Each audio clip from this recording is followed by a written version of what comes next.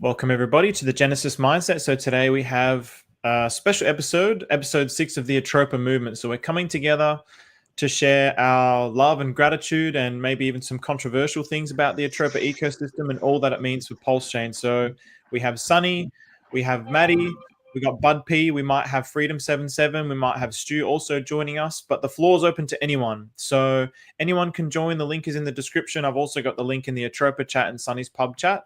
So if you have something that you want to share, some questions you want to ask, or even if you want to express something in particular, then it's completely open to everyone. That's what this is all about. So really consider it as like a Twitter Spaces, but on YouTube. So with that, we do have a couple of things that we will be discussing, which apparently Stu has been emailed from Maria to be talking about. So we will cover those things as we go through. But for now, let's get into it. So Maddie, what's going on, man? Let's hear from you. What's going on? All good, Stephen. All good. I've been a little bit quiet on X and on YouTube for a while. I just thought there was a lot of noise, and I'm not a person who's getting nervous that easily. Let's say I've been to rougher things in life than a 99% drop. So I guess it's also something, if you have a little bit more life experience, you don't take it that much to heart. But still, I guess that people are stressed and that they don't feel that great looking at the portfolio. Completely get it. Not trying to downplay that. In the same time, I'm doing fine. I'm living my life. I'm researching what I can and try to be updated. And I'm really happy to be here today and share my thoughts with you guys and talk about these things. I've not done it in public since recent events. Yeah, thanks, mate. I don't think many people have really publicly shared how they feel about Atropa, except for really a lot of negative stuff all over the timeline and in Twitter Spaces. So, Sunny, how about yourself, man? How's everything going? Good evening, everyone. Things are great over here, man. LPs are still rolling. The charts are still here. You can't change the blockchain. You can only move forward, right? So things are good here, man. Thanks for having me on. Beautiful. Thanks, Sunny. And Bud, how's everything going with you? Everything's great, brother. Just like everybody said, man, living life. And just like Sunny, I'm enjoying the LPs, like the volatility. I appreciate the weekends shaking themselves out so that my bags get bigger. Yeah, that's definitely a side of this that no one's really talking a lot about, which is a large part of the Atropa ecosystem is the liquidity providing. And I think anyone who's got decent liquidity providing positions in any of these tokens, especially related around Treasury Bill, will be absolutely loving all of this price action. So when it gets dumped, it's a win. It's a win for liquidity providers. So Stu, what's going on? Not much, buddy. How about you? Very good, man. Very, very good. So late nights, long hours, long days. How's everything going with you, man? How are you feeling about everything lately on Pulsechain and the Atropa ecosystem? Well, I kind of love the whole thing with I don't know. I like the flood. I like the red candles. It gives me better positions. It's a nice shakeup. It's kind of like a V2. You know, we're like relaunching from the bottom all over again with everything we've learned. So I'm excited. I'll tell you that much. But I'm exhausted. I've been doing a lot of research and shit lately, so I'm just tired. What kind of research have you been doing? Just maker stuff, Atropa stuff, everything. Just trying to keep busy. Yeah, there's really, I mean, even the whole, like, obviously PDI is the hottest thing, and Maker, like, just like trying to learn everything about the Maker contract as well it's like a whole new world. It really is. I decided to jump in the other day, and I kind of got a whole grasp around it and exactly what this guy did, and kind of quite impressive. But it'd be cool if we can actually get it doing what it's supposed to do, and you know, it's just something that's neat to have on the chain. You know. Yeah, I think maybe we can kind of start from there, because obviously the Atropa ecosystem is intricately bound with PDI, and it's something that we can't escape. There was 5 billion tokens that were burnt at the start. I think 3 billion with PDI and 2 billion with PUSDC. That's what Maria was saying in the Amsterdam talk. So no matter what happens, the Atropa ecosystem is bound to the P stable. So I guess starting with you, Stewie, how have you seen all the recent actions that Maria's done on chain, and how have you seen, like, have you been extremely worried about what's been going on? Has it alarmed you? Have you been like, at least he's taking action? How have you kind of felt about everything that's going on around that? Well, I mean, when it was kind of just starting to be like the FUD was really starting to happen, I basically kind of front ran the news and started pulling LPs and selling because that type of news is gonna bring a lot of red candles, and it did. So yeah, at first I was maybe just a little bit worried because that's just human emotion, but you put that aside and it was just like, hey, I put myself in a great opportunity. At the end of the day, we kind of established that DAI was just going to go to zero and drain everything, and then we were just going to have to start all over again, or something else is going on and we would be able to rebound. So it was really only a 50-50, but obviously, a lot of red candles, a lot of people lost a lot of money, a lot of people bought the top, and you don't like to see that, obviously, but that's kind of the game, unfortunately. Do you feel like you're mentioning, I mean, you love these lows. Has your position been strengthened by a lot of this in a really big way? Yeah, and then even just like knowing how things work this time around, LPs, the ratios, what's leading versus what's lagging.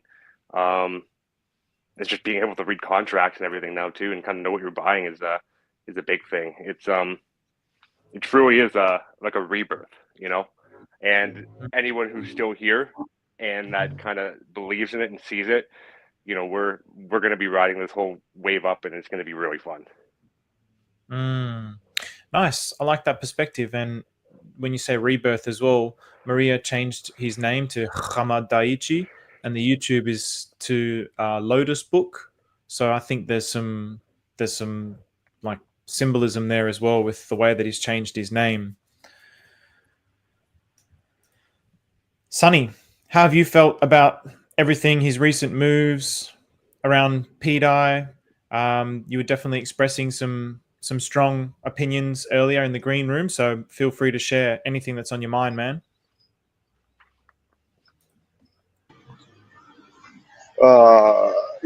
Obviously a lot of things that have gone on are going to be seen as negative for people because numbers go down, but these LPs have done massive amounts of volume, and something Stu said earlier there, like this is like V2, this is like relaunch. Everything found its floor. When you get into a lot of the multipliers, I mean, there's hundreds and hundreds of Atropa tokens, obviously, but you start to get into the ones that really have that fluff liquidity, they move super massive, and a lot of them went down really, really low and have come back up, almost 10x, if not at 10x. A lot of them around 8x, and they were great positions on good tokens, right? Because they're all in LP. There aren't that many holders. Sitting around and wondering why or where or what, or looking at the past ain't really doing a whole lot for anything. And I've never done that. I always look for opportunity in the next block, and currently I see a ton of it. Yeah, that's definitely something that I'd really admire about you, actually. Like, a lot of people are getting obsessed with the what, the why, the where, and you're just like, okay, it's happened. Let's take action. It's here. Let's do what we can do. I really admire that kind of mindset, actually. So I think probably people like yourself have really been really fruitful in these times. So. Oh yeah, I mean I don't know if it was the first. We've had so many waves of FUD, but one of the really good RH dumps, when it went down to like 20 or 25 pulse per DAI, I mean, that bounced back up to 80. That was an easy 4x on an entire portfolio, with the liquidity, depending on your portfolio, I guess. But there was a lot of money to be made there. And then when you flip to, the RH wallet was flipping DAI into, I think it was Most, or one of the RH, pump tires tickers. that was an easy almost 2x or so that went right back into that DAI dip. Like that, you know, there was a lot of really good swings to be made that day, and I know a lot of people made really good money. And that's part of why DAI is not going to die, right? Like people are always going to speculate. It's always going to have a cheaper entry, so people are always going to buy it. And then Hart's law, what it really is, it's not when you have 1,000 liquidity pools, but the basis of it, the dollar sign of DAI will go up with Pulsechain, whether people are buying it or not, right? So like when we were back at SAC price and it's 4x from here, P DAI's at a penny. Like if that happens tomorrow, P DAI's just at a penny, you know? So like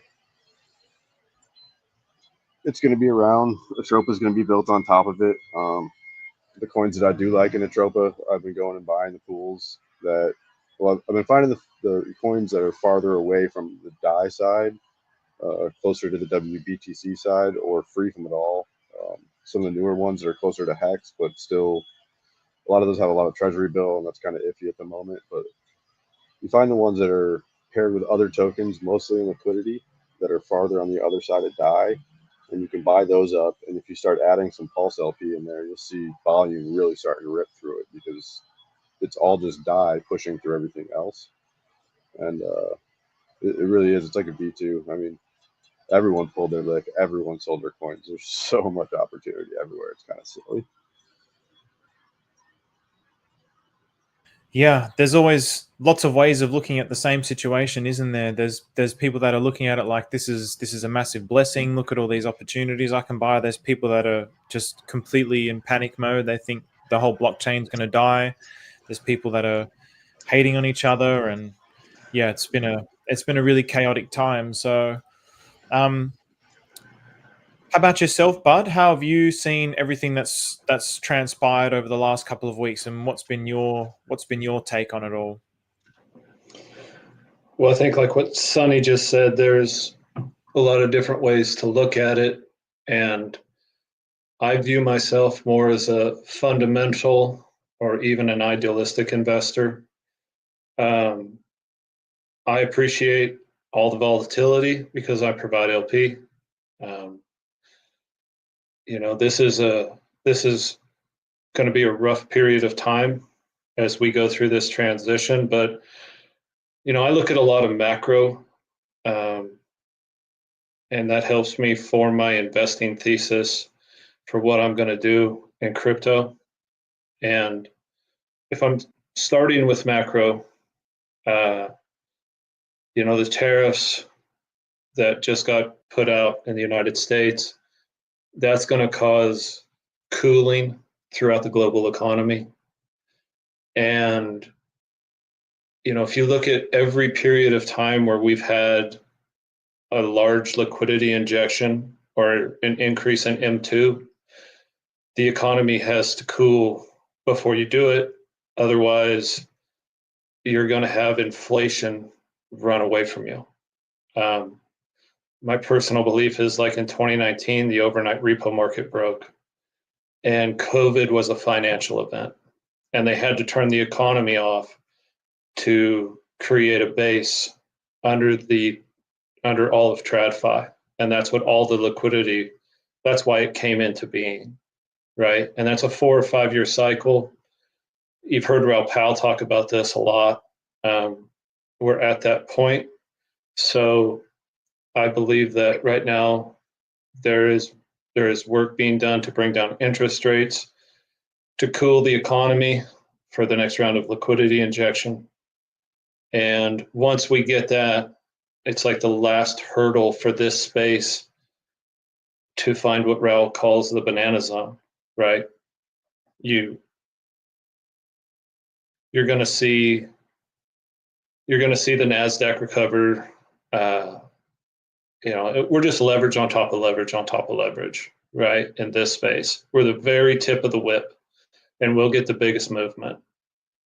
So in that line of thinking, I'm a fundamental investor. I also think of myself as an idealistic investor because, you know, like I've been around in this space a long time, and I don't know how many people listening to this have even taken the time to read the Bitcoin white paper. But what Bitcoin was first invented for to what it is today, it's not even close to the same thing. And I feel like this is the actual cypherpunk movement. Like what we're in right now is, Bitcoin's original stated goal was to change man's relationship with money. It was peer-to-peer digital cash. It wasn't a store of value, right? And what is PDI? What are decentralized stablecoins? That's what the intention was, right? And I'm proud to be a part of it.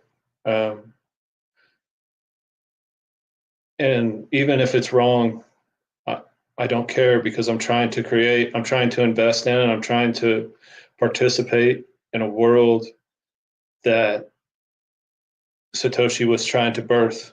There was flaws in Bitcoin, and it got captured.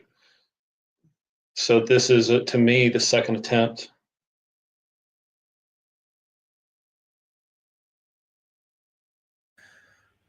I love that perspective, but I think everybody in the chat is really enjoying that perspective. Maybe in relation to what Trump is doing, and I mean, the stock market had a massive red candle the other day, one of the biggest ones in history. It was like a top 10 drop, the candle. So I think everybody's really waiting for that turnaround.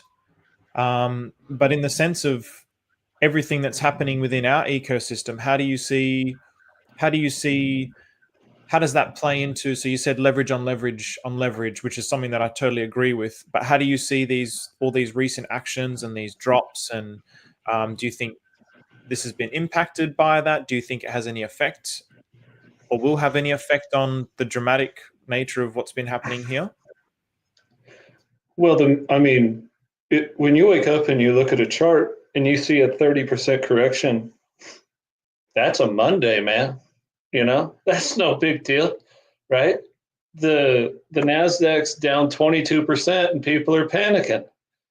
So, it's just an increase in the measure of movement, right? So, as far as what's going on chain and the dispute, I don't care. Like, if you want to be a part of it, get in it. If you don't, that's cool too. I hope you get left behind. I really do. And because you're the kind of trash that doesn't need to be supporting the next version of what Bitcoin was supposed to be. It needs to be people that will, you need to be idealistic, and you need to have a philanthropic mindset, right? And if we want to have a decentralized stablecoin, and you're looking at a single person like Richard or Maria to prop this up, you're hoping for failure, right? Because you can't have a central point of attack. That's why Pulsechain is so important. One, because the judge ruled it doesn't fall under the purview of the SEC. We have validators around the globe, right? But that's only a part of it. You got to have people to support the ecosystem, right? And you got to be a pillar in the community. And this is your opportunity to become that. If you're chasing yield and looking for Lambos, man, I hope you screw up every trade you get in, right? Just keep giving me LP. I don't have any appreciation for you. If you want a better world and everybody talks about it, like I said before, man, stand up, invest in what you believe in, right? If not, I'm happy to collect all the fees for your misbehavior.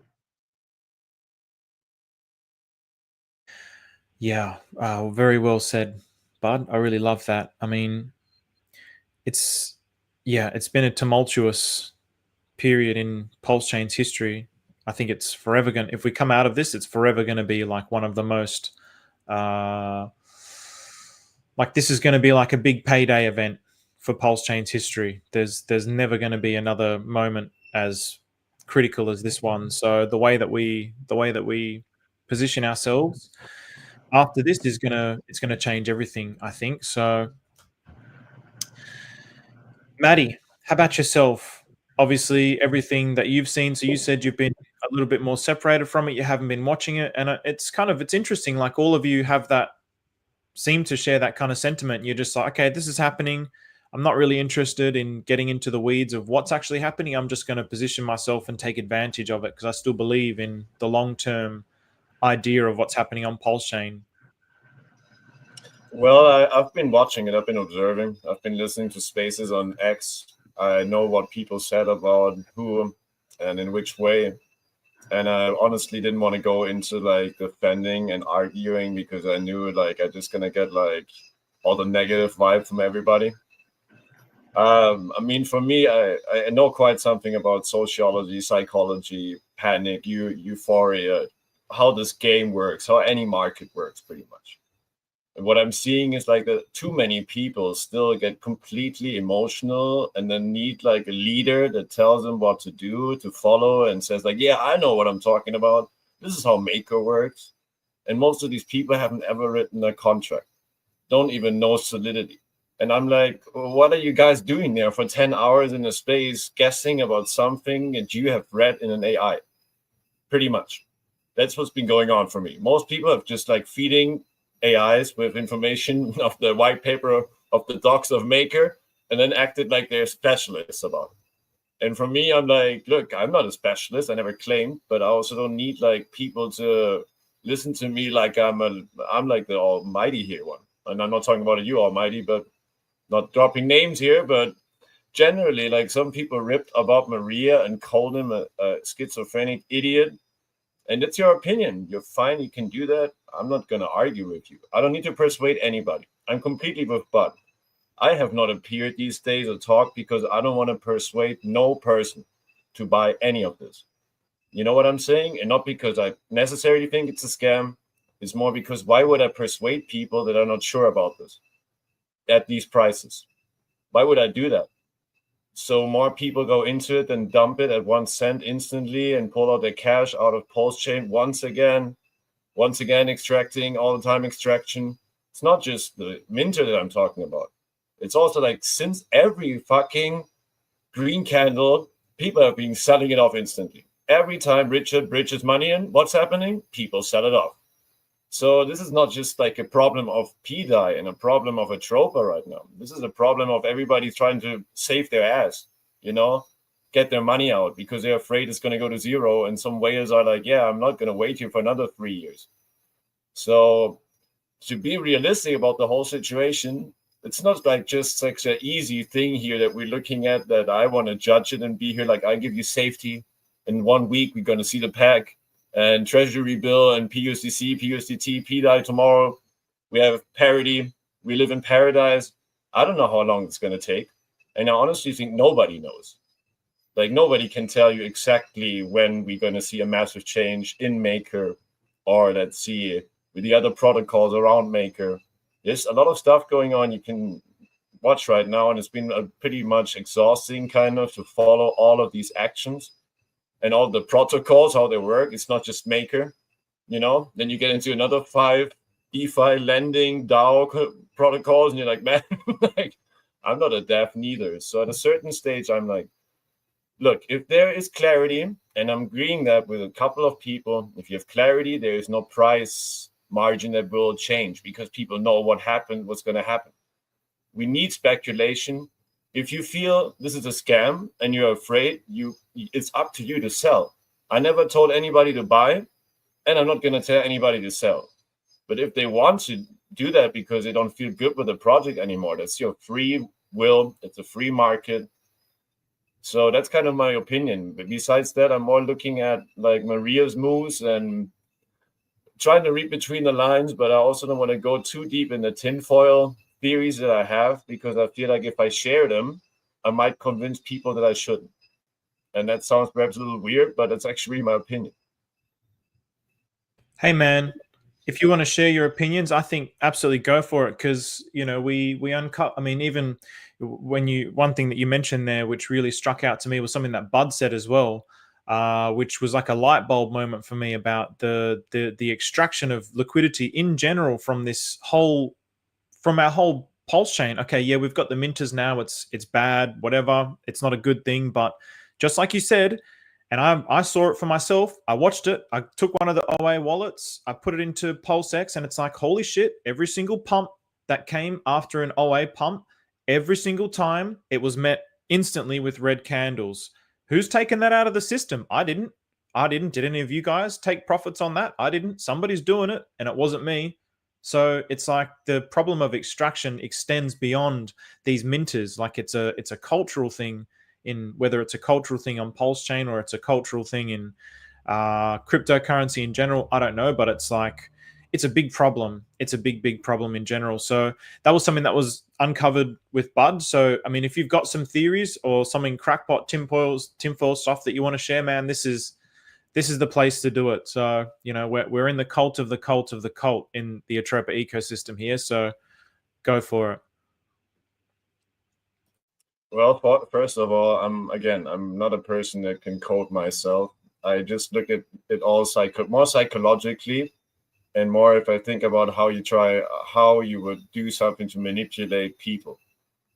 And I've seen too much things that Maria also did before to kind of create fear in people. And then if you look at it like on a, let's say, like statistical way, all these actions, let's say, first of all, the so-called exploiter being spotted, and then Richard, all the Vietnamese guy, all the stuff coming out, and it just became like more and more at the frequency. If I look at it like just from the amount of noise that came, the noise became more and more. So for me, that was like, all right, we're going to kind of a peak now, a peak of extreme fear, and let's see how the market reacts.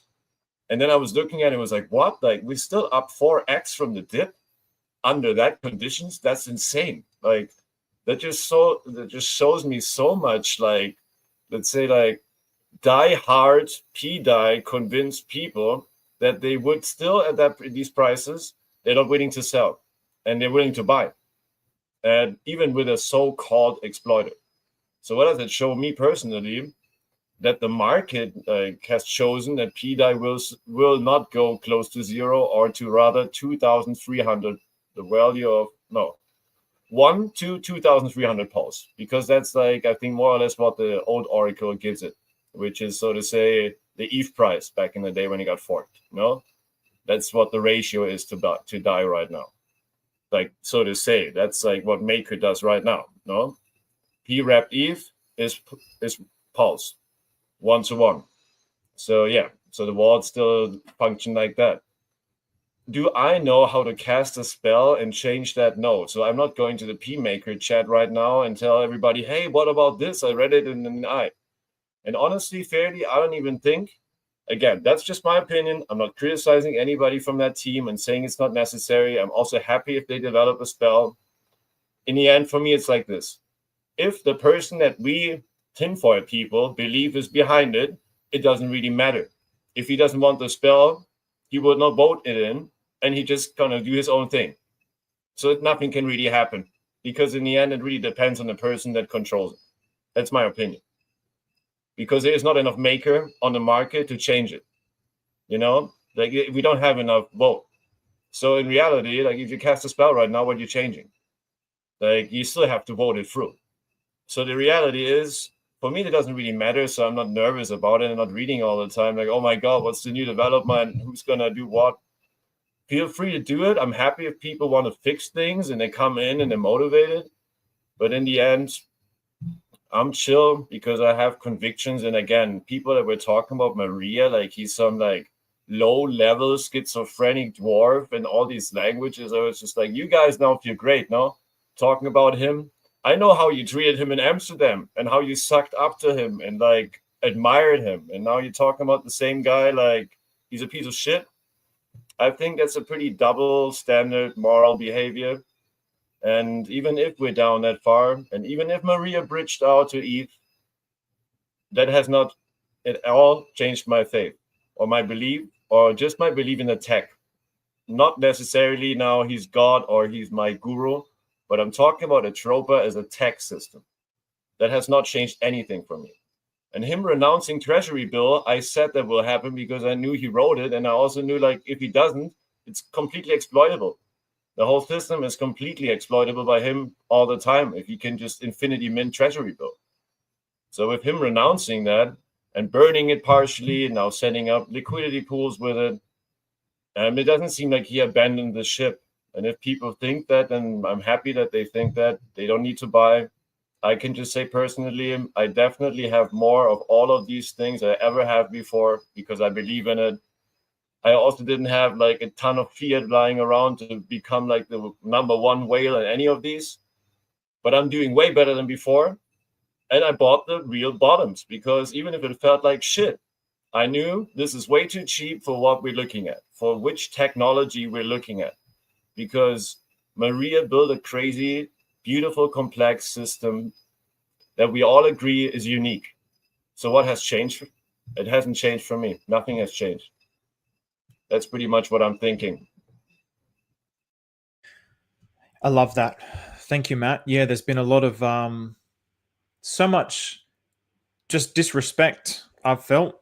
So much two-faced.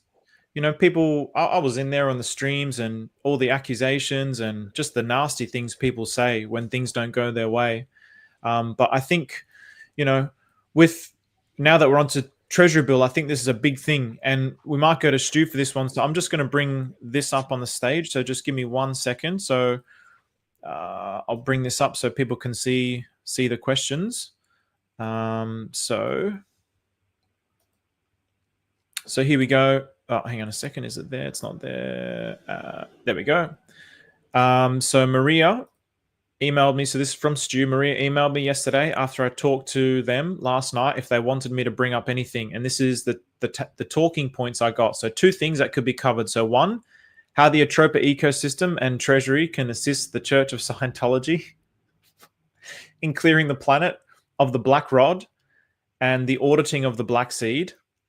And 2, how we can identify the belligerent actors from the crash that are spamming to dupe and terrify the community. So I woke up with this word on my mind, belligerent. I'm just like, what a word. So Stu, so you were talking to him. You were talking to him yesterday. So maybe you can get the ball rolling on this on point number 1. What do you think that even means? Well, point number 1, I think that's anyone's guess. Yeah, it could be anyone's guess. But I'm reading it now, and I'm just like, I don't know what to say. The second one might be a different one because obviously it kind of goes off with what was last said, where a lot of bad things were said about James, and he heard it. He knows he heard it. He went on a YouTube after he sold just to see everyone in the comments, which like I think was, it's an ultimate troll move, but it's kind of hilarious in a way. But obviously you have to remember, not just in what's going on now, everything outside of this it's all fight with politics, the tariffs and all that. So there's a lot of hate going on right now. So like, we're all just human. So like, think about it. This guy spent years building something. Who knows how much time and effort he put into this, and he's got emotions like everyone else. And hate to say it, we also all bought a contract that could be minted, that wasn't renounced. So like the risks were always there, right? But at the end of the day, it's just everyone's got an opinion. I know people are hurt about what happened, but everyone's also human. No one's perfect, right? But I don't know. I don't really think it's fair for like so much hate. But at the end of the day, people are upset and people do demand answers, and you can't blame them. Yeah, I think. Sorry, you wanted to say something, Maddie? Yeah, I just wanted to say, let's be honest, he announced it kind of. Even if you want to say like he's a piece of whatever, Maria always said there is exploitability through Treasury Bill. This is not really like, wasn't an unknown risk, so to say. And in the same time, like, let's be honest, just be logical. You know where we were at in November, price-wise. Why would you sell now? Like, why would you extract money now? If he really was an extractor, Maria, and he wanted to have taken money, he could have taken a lot more money in a different moment than now. And just saying he's scared because of the PDI exploit. Now I have to say, really, like, look, every time he has been asked on camera about Maker, look at his face and how he reacts, and that's all I'm saying. I'm not going to speculate here and connect people to anything if they don't want to be connected to it. I don't even get why people do that, to be honest. Like, why would we connect people that obviously don't want to be connected to a certain thing? They're still connected kind of because they burn to it, whatever. But do they really have to say, like, I did it? If they don't want to, it's probably not the best idea to say they're always like having that in mind, naming them in the same phrase. And I try to avoid these things right now. But for me, it's like, do you really believe this guy is so naive? Builds a system for at least 8 years, at least, more like a decade, and then randomly burns it with some random thing. Because that's what you do if you build a system for 10 years. You just randomly buy something and you realize, I bought the wrong thing, but I'm still going to burn it. And that's the logic that KDP and other people use to argument with.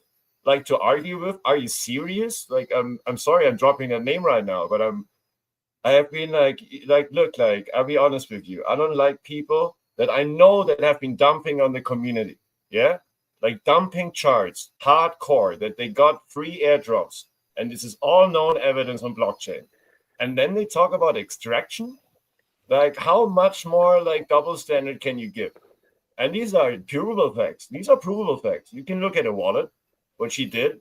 Leonidas, 90% drop in one day, pretty much. Do you do that to other your communities? No, you didn't. I did not. So I don't like people from these high moral high grounds now coming in and like, we're the Hex OGs, we're the good guys here. We always wanted to save you. That's why we sold on you. All of our APYs that we got from Big Payday. You know, and people that get new into it, they get fucked by these people. So I'll be honest, I got angry at a certain stage. And I'm just like, look, you're also needy for attention right now and acting like you're the greatest. Let's look at Hex. How many people are in plus in Hex right now that have invested? I would like to know the realistic percentage and how much you shielded and how much you said it's going to do 100x after sacrifice. Let's talk about that. You know, promising stuff. But this is forgotten. It's a fucking media influencer game. That's why I don't want to be an influencer. I'm just here as somebody who's efficient in it. You know that, Steven. I don't even have an own channel. But I have to say, don't follow false leaders. And especially the ones that are screaming now the loudest are the neediest. They're just like scooping up followers right now that are needy and desperate. And that's really nasty. Let's be honest. That's not something you should do, is like making people even feel worse and like, you know, I was right. So whatever. Let them do what they do.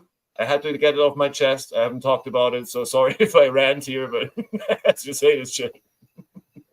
No problem at all. Yeah, I think, I mean, for me, it was when he did those streams, it's not, Stu said it was a troll, but I didn't really see it like that. I was actually really concerned. If you're going to like throw it in everybody's face and I'm going to dump on you and I'm scamming you, are you really going to live stream it in front of everyone and be like, okay, I'm dumping on you guys, ha ha ha ha. I mean, maybe he would, but it doesn't seem consistent with the character that I've seen in Amsterdam and in Zurich. So you want to say something there? Someone's got their mic on. Is that you, Stu? Yeah. I was just yeah, no, like I didn't mean it like a troll. There was a couple of things he said in there that were just like, I think he was saying like, I know how to knife fight the one time, like I couldn't help myself from laughing, and I think I screenshotted that, and I'm like, I'm keeping this forever. But yeah, I mean, like, who knows? Maybe he's going on there for answers, or maybe he wants to see the reaction of everyone to say, hey, like when the times are tough, like, you know, who's throwing my name around? But kind of like what was said.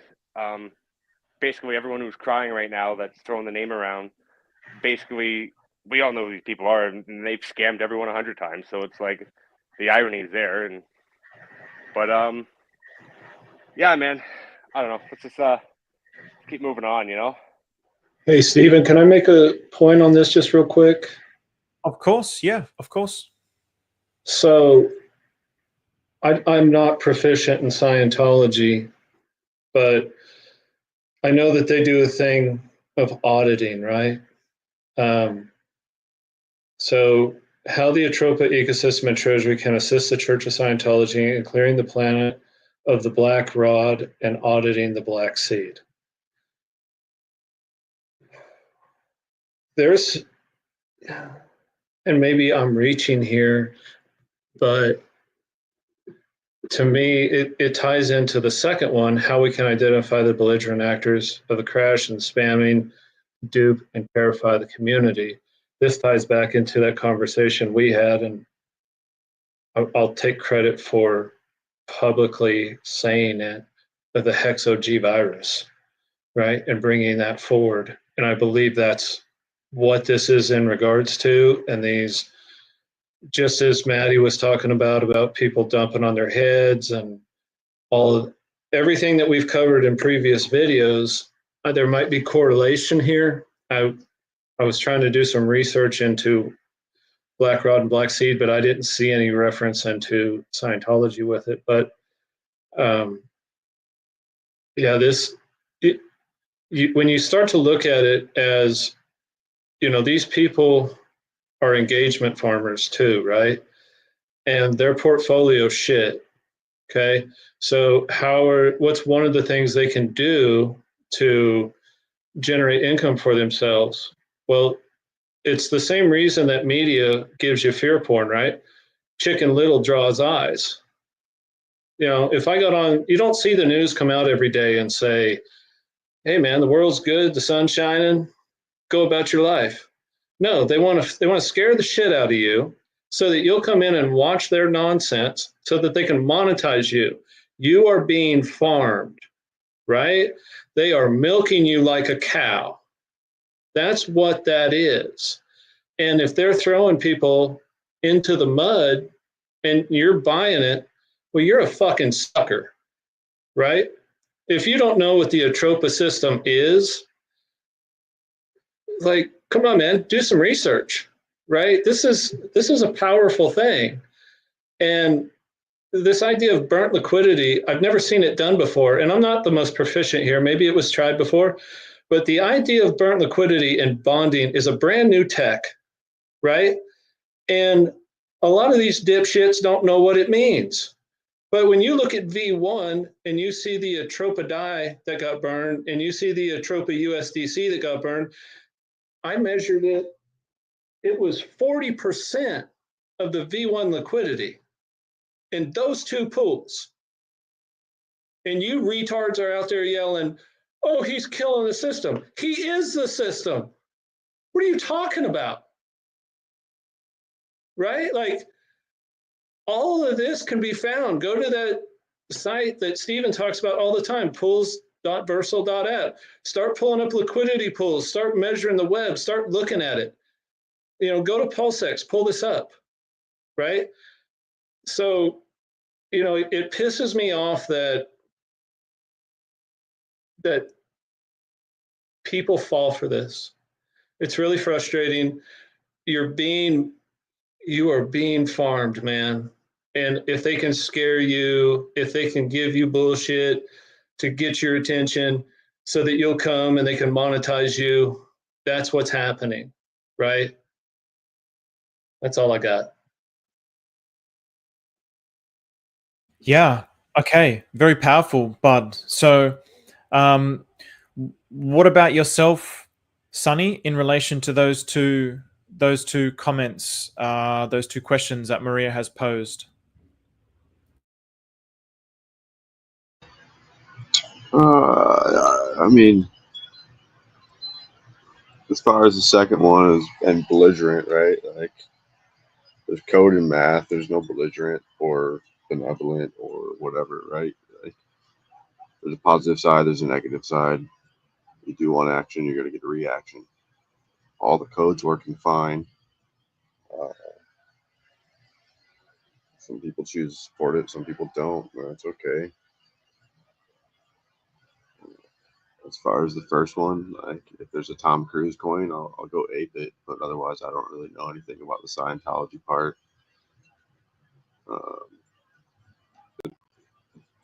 The clearing planet of the Black Rod. I think the name of the IRC chat earlier today was someone wants to change the Black Rod to the Red Rod. So I don't know what that is, but a little connection there. I mean, I guess you can't take that literally, none of this, which is pretty obvious. This is like trying to decipher a cryptologist, straight up. Yeah, I mean, there was new playlists on YouTube. I didn't check any of those, but you start digging into what those are and what they say and all that stuff too.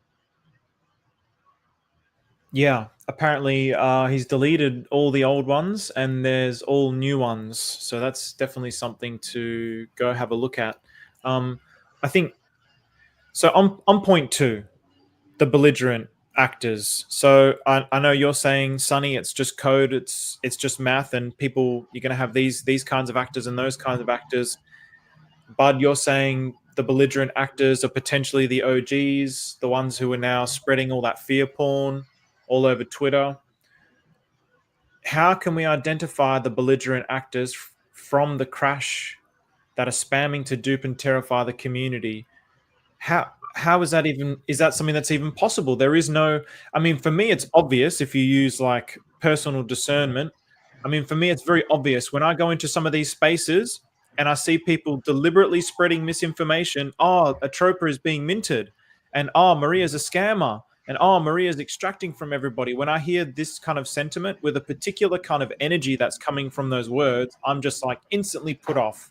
It's like the force field of my mind is just like, yuck, that's disgusting. It doesn't even go in. So for me, it's really, really quite simple and easy to identify that. But I don't want to point fingers or name names. How can other people actually figure these things out besides having any kind of personal discernment? I mean, I think it's always good to zoom out, right? Like you have to be able to apply that same statement to Maria. Like, we don't know yet. Is it a hero? Is it a villain? Like, you just don't know until the end, right? Like right now, the $1 million is sitting on the ETH side, and there was a statement saying that it would be bought back in at a loss if so and so happened, right?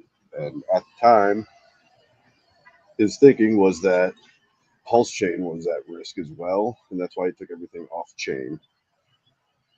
If he cashes that to Coinbase next week, then it's probably going to go a little bit more towards the villain side. But there's two sides to that pendulum swing every time, the positive and the negative. It just depends on how you want to look at it. Right now, the pendulum's just kind of swinging. I think one of the things that if you're looking at something and you're trying to identify when you're being bullshitted, one of the general things I see is obfuscation. If somebody's making something a lot more complicated than it has to be, they're generally full of shit, right? If you can't speak about it plainly, if you can't dumb it down, it's nonsense, right? It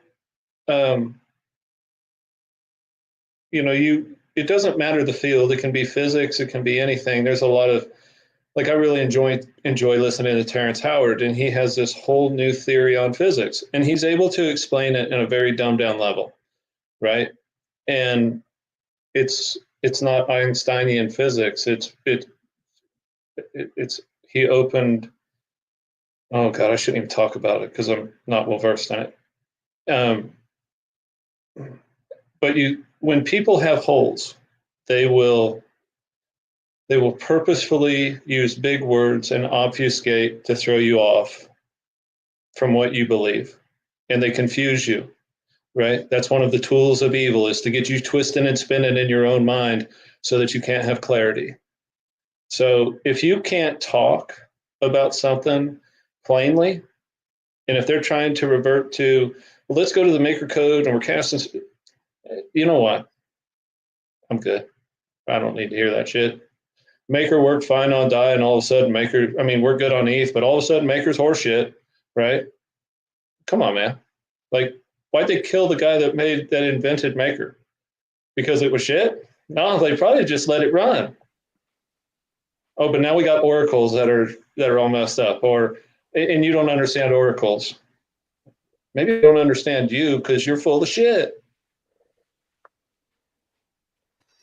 I mean, something that never anybody has really so to say, argued against is what happened before Pulsechain was launched, and that there was interaction with Maker and minting, and then afterwards the supply gets crazy inflated, and after that, again, I don't want to mention his name. Somebody mentions it 5 times, and you tell me he has not looked at the supply when he mentions that. Like he just like, oh yeah, I mean it went up double the supply, but let's talk about this and make people buy it. Sounds great, you know. Like I mean, you don't have to be a genius to see incoherences in a lot of these things. So much incoherences. Like again, like I'm going to tinfoil Howard, but do you really think somebody, because you ask him to not exploit something for 1.5 days, does it? That it's making millions of dollars off that in a third world country, and you chat with him, and then he's like, "Oh yeah, for sure, I'll give you 2 days. You can just try to fix it." And then he puts the description how he does it, so people can do it too. That's his golden cow. That's what he's milking, and he shares that knowledge. Who the fuck does that? And who the fuck doxes himself? Who's exploiting a community? Like, tell me one case where that happened. Like, that's completely illogical. Like, there is so much about this shit that doesn't add up. But if I'm saying that now, and people are like, "Oh, you're shilling a scam." First of all, again, I never told you to buy it in first place, and you can watch any video that I always said. I never tell you to go right now, run and buy it, because that's not my point of view. Do your research, take your decision. This is not about us shilling it. And Steven is not a shiller neither. None of the people here right now are people that go like, "Hey, you should buy PDA. It's going to go to $1 tomorrow." In reality, I think if you look at what Maria is, and he's mentioned that in Amsterdam, and I heard it, and I was like, Scientological audit? With a Scientological background, he said in the presentation that he did about RH, an audit. So yeah, I mean, let's be honest. Maria has been trolling and fucking with our minds from the get-go. So if you take everything this guy is saying to the heart, you didn't understand his online persona. It does not mean that's how he is in real life. That's not how James is in real life. And for me, that's all it is, an online persona. If you haven't gotten that to that point, nobody should need to persuade you about that. And that's kind of what I'm saying again. What we're doing here is like, for me, it's for anything saying, I believe in this. I haven't bridged out a cent. I could post my wallet right now and I would be completely integral with my actions. And that's something I can say about myself. Anybody who's doing that, blaming us now, or people that have been talking about this for scammers, I hope they have the same thing on their mind that they've been doing. And then I'm all good. We can have different opinions. But to like throw around lawsuit stuff, that's pretty nasty, to be honest. Like to be like, yeah, we're going to sue you and put a list on. And that's what the Stasi did in Germany, or the SS did in Germany, just to compare that shit. Like putting a list, like a snitch list out for people to be persecuted that definitely don't have bad intentions is pretty nasty. Just to say that here. I would not do that in the opposite way, even though I think it would be bad what you guys are doing. And I think it's bad what you guys are doing. But I would not say like they're extractors, we have to sue them. It's a free market in the end. We all take our own decisions. And now about what Maria is saying, if you don't believe that he is being auditing what we've been doing on chain and how people are behaving, then you don't understand what he's doing. Again, in Amsterdam, friends of mine, they were like, we're going to write a book about Atropa. And he was like, yeah, I'm going to read the book and then I'm going to know more about you than yourself. You get me? he's not like some random autist that doesn't know how people work. And I know people, and I've talked to this guy for hours, and he's not a fakester that doesn't know shit and just comes up with some random stuff. People want to say that, do it. But again, read between the lines. And yes, for me, this was an audit. All of this is an audit. Yeah, Maria quite often talks about auditing, reaching a bar, so clearing something, so achieving some kind of goal, and then reaching that bar is when the goal is achieved.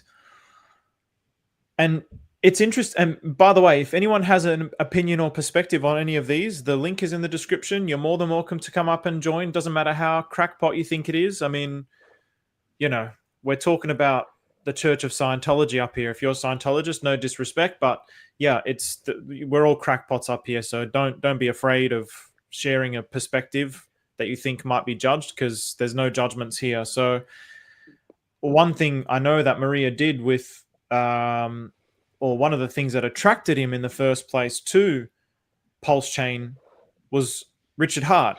And I remember him talking about doing an e-meter reading on Richard, and he's saying it really checks out Richard's who he says he is and his being, with however he read him with the e-meter. And my understanding of an e-meter is you kind of hold the thing, you hold these things, you get interviewed, and it maybe reads your like energy signal or something like this.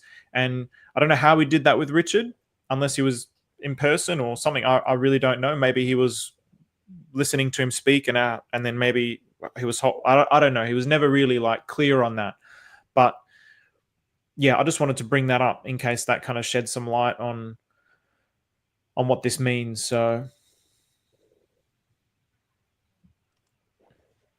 I was also wondering if I could just so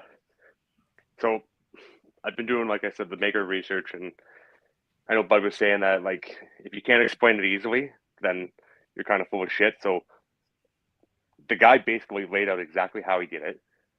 Everything you need is on the maker website. You just have to know the steps. All this guy did was go through the 30,000 vaults that there are that got bridged over. He flash loaned all them using a couple methods, just with balancer, compound, and maker. And that's it. And then he built himself out of balance. I don't really know more than that, but the exploit was there because everything was forked over and no one was taking advantage of the auctions. That's exactly how he did it. And then now he just leverages what he's made in the system. So it's simple. That's it. And how and all he did was just use flash phones to pay for everything. So he never had to use any of his collateral. Or I don't know if he did or didn't, but like basically I'm at the stage right now that if I can find a vault to liquidate, I could probably do the flash phone thing and basically do what he did. So it's not hard to do, but it's like, it's just one of those things that like that it was very easy for him to do that because everything's forked.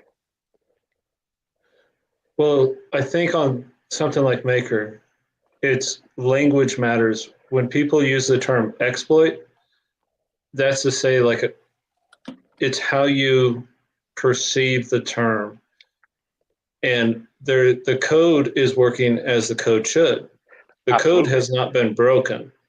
Now, if you're at a point where you can do that, then you're just interacting with the code and the math. And is this an opportunity for all of us to learn how to interact inside of Maker to protect it? Is that a step here, right? Is this to bring notice to the community of, hey, everybody, you might want to learn how to get inside the Maker, and when there's an opportunity, you can participate. But portions of the community are claiming the exploit is that the code is broke. The code's not broke. No. I'm telling you right now, I can literally walk step by step how to do everything just by finding this from this contract, this from this contract. And basically, there's a contract called the DS Proxy Factory. You just put your address in, you go to build, and that just gives you kind of like a fast track contract to execute something that does like multiple things at once. That's why you keep seeing these execute things, because it's doing like a couple things at once when you do a call.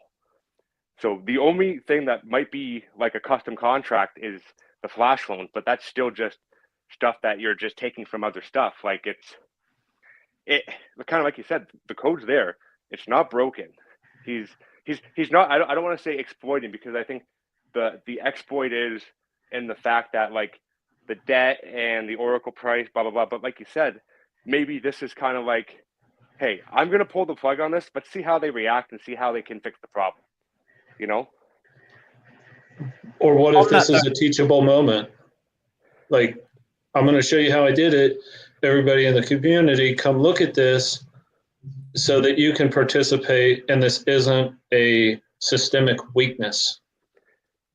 But that's the thing, though. He's made it so that the debt ceiling is reached so that like you can't. It's kind of like the system's frozen. It's almost like by him liquidating every single vault, it's like the system's at pause, and he just kind of creates new vaults and basically just is. I don't really know how he's collecting the DAI, but it's just basically he's just regurgitating what he's making over and over and over and just collecting a paycheck. But at the end of the day, he's just taking advantage of what the fork did and what's going on. So when it comes to the spell, I haven't looked too much into the spell because the other people have. If it works, it works. But like at the end of the day, we either just move on, forget about it, and build around it, or if it does work, then we now have a familiarity with it and just something we can kind of build with moving forward. You know what I mean?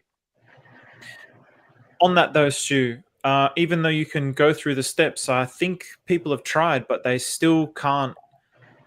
They can't actually mint any. Like they can't actually take anything out of the system because everything is capped. So where the value lied is actually liquidating all the vaults that were forked over. So that's the thing. So there was 30,000 plus vaults that got forked over, whether they were active or not. And basically, I've gone through a couple transactions, and I'm talking maybe a year ago, a couple months ago, this vault's liquidated, this vault's liquidated. I haven't really looked into who because I don't really care, but it's just like that was there. It was there this whole time. You know what I mean? It's no different than the contract or a token going up by 100x and someone saying, "Oh shit, this actually has a mint function in it," and then it dumps. It's no different. That's it. You know, someone just found a way to say, "Hey, something's not working right, but everything is working properly." So, you know, I hope we do find an answer for this, because it would be pretty cool to see it come into full effect. But like, kind of like Sunny said, we don't know if it's hero or villain, but like, there's no point dwelling on it. I basically only wanted to do it because like, I'm just curious, and it's actually a huge learning thing, and I actually enjoy doing it. So that's the only reason why I wanted to try to do it. But well, I would just go back to what Maddie said. You know, you have Long Dong, the Viet Cong, come out and dox himself. And if he was a black hat, first, why would he do it? Why would he tell you how he did it? If you have an economic opportunity, why would you give people an opportunity to jump in and mess up what you're doing? Like none of that doesn't make sense to me. And this is the thing, like I got maybe a couple more scripts to run to maybe say if there's anything I can actually liquidate, just so I can test the theory. But I think everything is fucking wiped. Like he's told us how to do it, but like there's nothing we can do, and he knows it. So it's, you know, and kind of like you said, he docks himself because, well, why not? The opportunity was there. Anyone's going to take that. And I'm not a strong coder. I basically just kind of picked this up because I work my ass off at it. But if I could figure this out in a couple of days, just based off of what he kind of gave me with me knowing zero knowledge, then someone who knows a lot more than I do could easily fucking do this, you know? Till now, so it's only Surface that did it, no? I mean, he supposedly said he did it, at not a real win. I mean, he made like minimum. He nearly went out zero doing it. That's the only thing I know that somebody supposedly, and I've not seen the taxes, done it since he posted the instructions. Am I wrong? Or is there somebody like Ironclad said he did it? Am I wrong? Supposedly. Well, and then that's the thing too, is he's probably built himself up such a leverage in the system so that he's able to, I think, liquidate his own vaults now. You know, so it's rinse and repeat because he's probably rinsed the system out, so now he just owns it. But like I said, I don't know the whole gist of it, but it was very easy for me to kind of get from A to B and say, hey, you know, this is how he probably got into the system, maybe got his balance so high. You know what I mean? Why he's able to mint so much, why his bat balance is so high. Well, okay. So he's able to get in there and rinse and repeat. The general fear and the misunderstanding in the community is that there is an exploit in the system that is going to cause infinite minting. Like we're going over 26 billion, and the devs that I know that have looked at it have tried, and they can't do what he did. And so the fear that's being put into the public forum is that the MakerDAO contract is broken and that it's going to, the supply of PDI is going to be hyperinflated to the moon and it's all trash. Well, that's not what's happening, and that's even what you're saying, and that the code is working fine and he is interacting in of it, and it's inside of the MakerDAO, and there's wash trading happening. So I think maybe there's just a confusion on the term exploit. Like people say that like the code's broke. It's not broke. Everything's fine. And because I've been watching the total liquidity, and it got just a tick over 26 billion and pulled back. And then Maria said at the very beginning of this, if the supply gets way over 26 billion, it's over, it's done. And then he said, if it doesn't, then I'll have faith in the system. And in order for him to show people that he has faith in the system, he renounced the Treasury Bill contract. That's how I took that. That's how I perceived that. Say that again with the Treasury Bill contract in relation to that point of going over 26 billion? No, the PDI supply was Maria had said when this first started happening and the PDI crash came out, that if the supply of PDI ran up past 26 billion, then it's broken and it's over. And he said he wanted to support Teddy. Well, if you were watching charts, when Maria printed all of that Treasury and Treasury dumped, then Teddy ran up. He used Treasury, and to me, this is just what I saw in the trading, is Teddy was being supported by Treasury.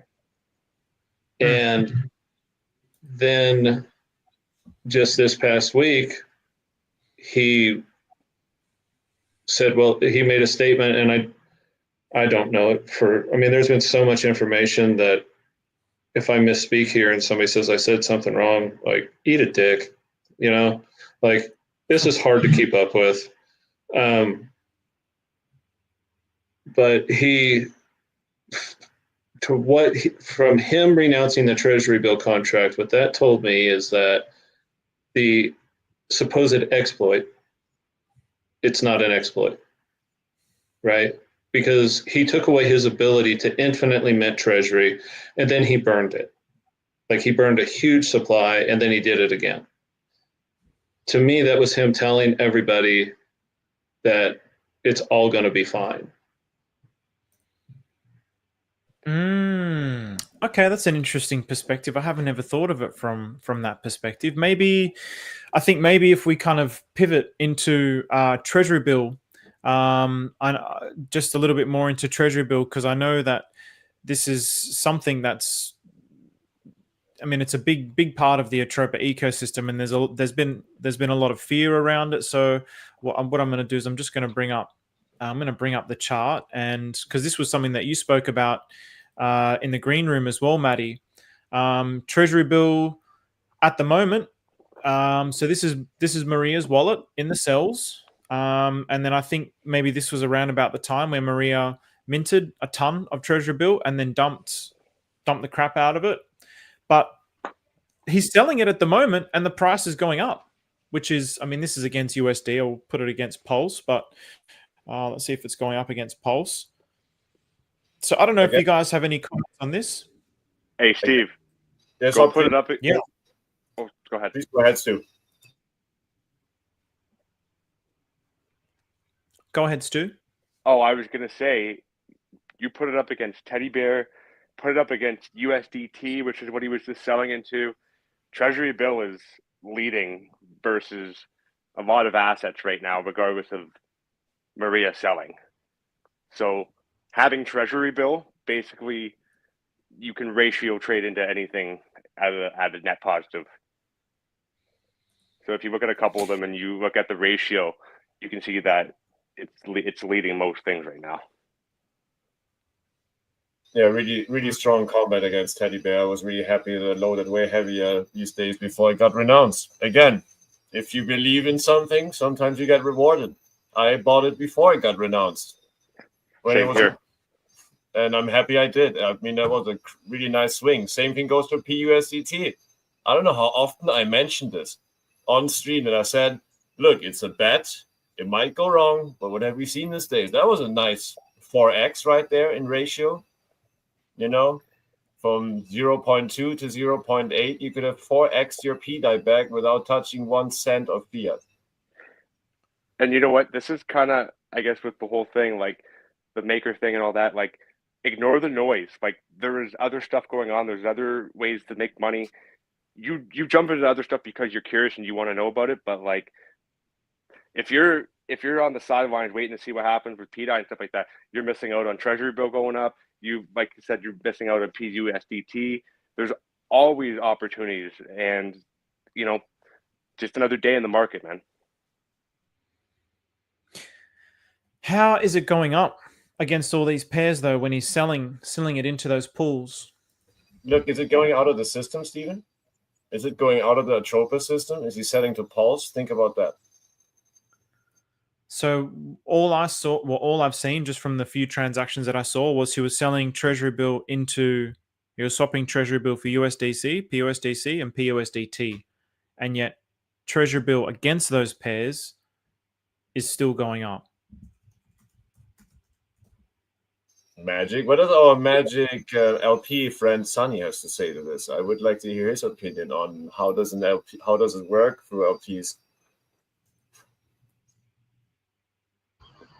So that's kind of what I was touching on a little bit earlier about getting to the other side of the ecosystem, or things that aren't exactly paired heavy on the PDI side, right? Like, there are other assets that are paired heavily to USDC and USDT, and in buying those, the arbitrage will come back around, and that could bring up T-bill. There's also a pretty heavy amount of buy pressure going into it too, though, if you just go through transactions and wallets. Might it also have to do with that it's one of the thickest LPs between Teddy and Treasury Bill generally right now in the Atropa system? That means it gets routed a ton. Yeah, I mean, definitely it's going to route through there. You know, when you, I think somebody was just talking about the Treasury Bill mint and how it was supporting Teddy Bear.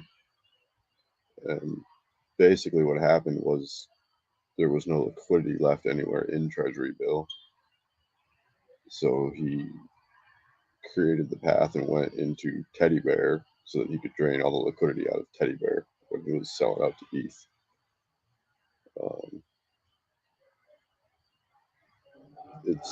That's the only way that you can drain the other pools, through Treasury Bill. You have to mint it and then buy the asset and dump it, right? But when you buy, you get it for nothing, so it doesn't matter. And the downward price is going to go a lot harder than the upward price.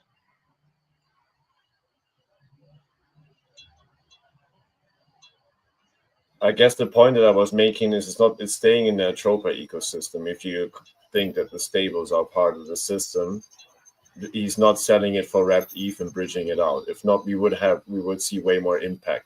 And obviously buy pressure. I agree with Sunny. I mean, we definitely have buy pressure because, yeah, I mean, if it goes to $1, if it does, I'm not promising that. And it's obviously the better buy than PDI. And I guess that's why people buying it right now. And it's been hyped too the last couple of days through the renouncing of it, because people trust it now, even if Maria still holds 50% of supply. And he could theoretically bridge that out. Just to say that, yeah, this is the risk. To be precise, look at the holders list. Again, a good idea. If you don't trust Maria, you might not want to buy that.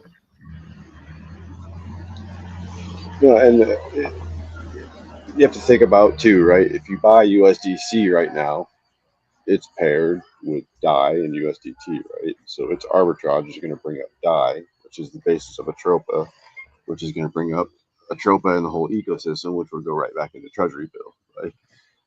There's definitely a circular pattern through there because there's so much fluff liquidity. There's so many pairs on pairs on pairs that only have, I mean, there's so many of them now, like 50 to a couple $100 in liquidity, that, you know, they're doing 1,000 a day of volume just because there's so much actual price action going there. Well, I think an important point here, when we saw that pump in the Atropa system, the cores went down. And that told me that a majority of the liquidity between the Atropa system and the core Pulsechain coins, that liquidity had been removed. And so, you know, Richard had talked about low liquidity means that you can get extreme movement to the upside and the downside. And I think it was proven when you watched Hex, Pulsex, Inc.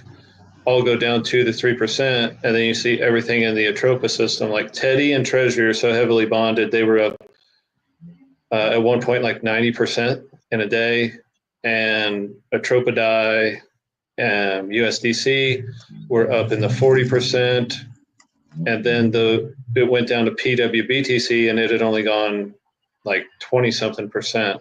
So looking at that, the way that the price action was happening, that was telling me that the main link between the cores and the Atropa system comes through PWBTC, but this is going to allow for the Atropa system, when it moves, it's going to move at an exponential rate because it's not going to have to carry the weight of the entire system. And if you're not in now, and you try to move a substantial amount of money in right now, you're going to eat a huge amount of slippage because there's no liquidity there to support your trade, right? So I think the most important thing to have on a decentralized a decentralized blockchain is a decentralized stablecoin. And now that we've washed all the trash out of the system, out of the Atropa system, we'll be able to run up, and you guys can all eat a dick. Like, we'll be up there having a good time, right? And you better hope we come back in and start supporting the chain, or you can just continue to eat that dick.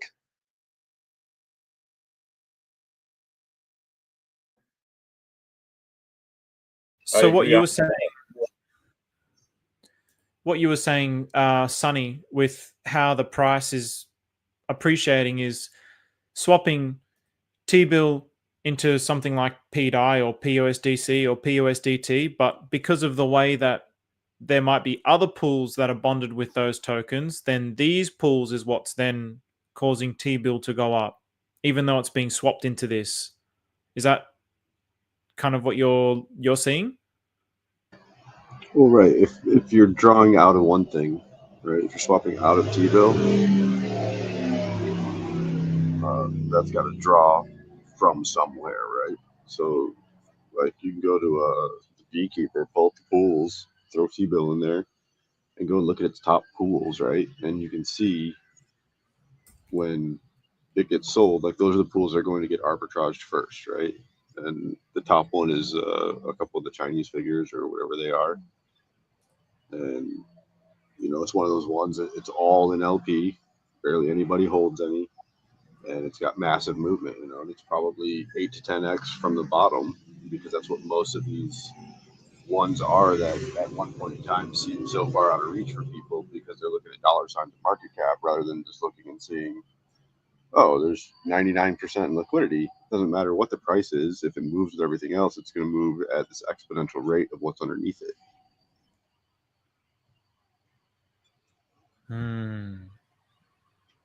Okay.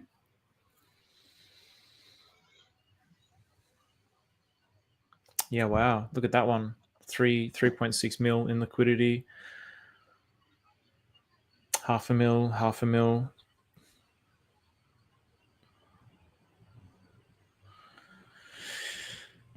Yeah, and he's still got so much of the supply, obviously. I think I'm trying to bring this up, but it's going extremely slow. But I know that Maria still has, or Hamad Daichi still has a lot of the supply.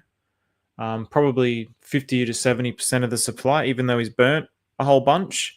And yeah, it doesn't necessarily mean that he's gonna deploy it all now to use it, but it definitely seems like he's deploying it in a way that is beneficial to the system. Yeah, I don't know how. I mean, it looks like that to me, but I'm not too sure. So I'm always trying to keep my eyes on, you know, things like this, the Fed and Treasury Bill, and it really looks like my computer's starting to be really slow now.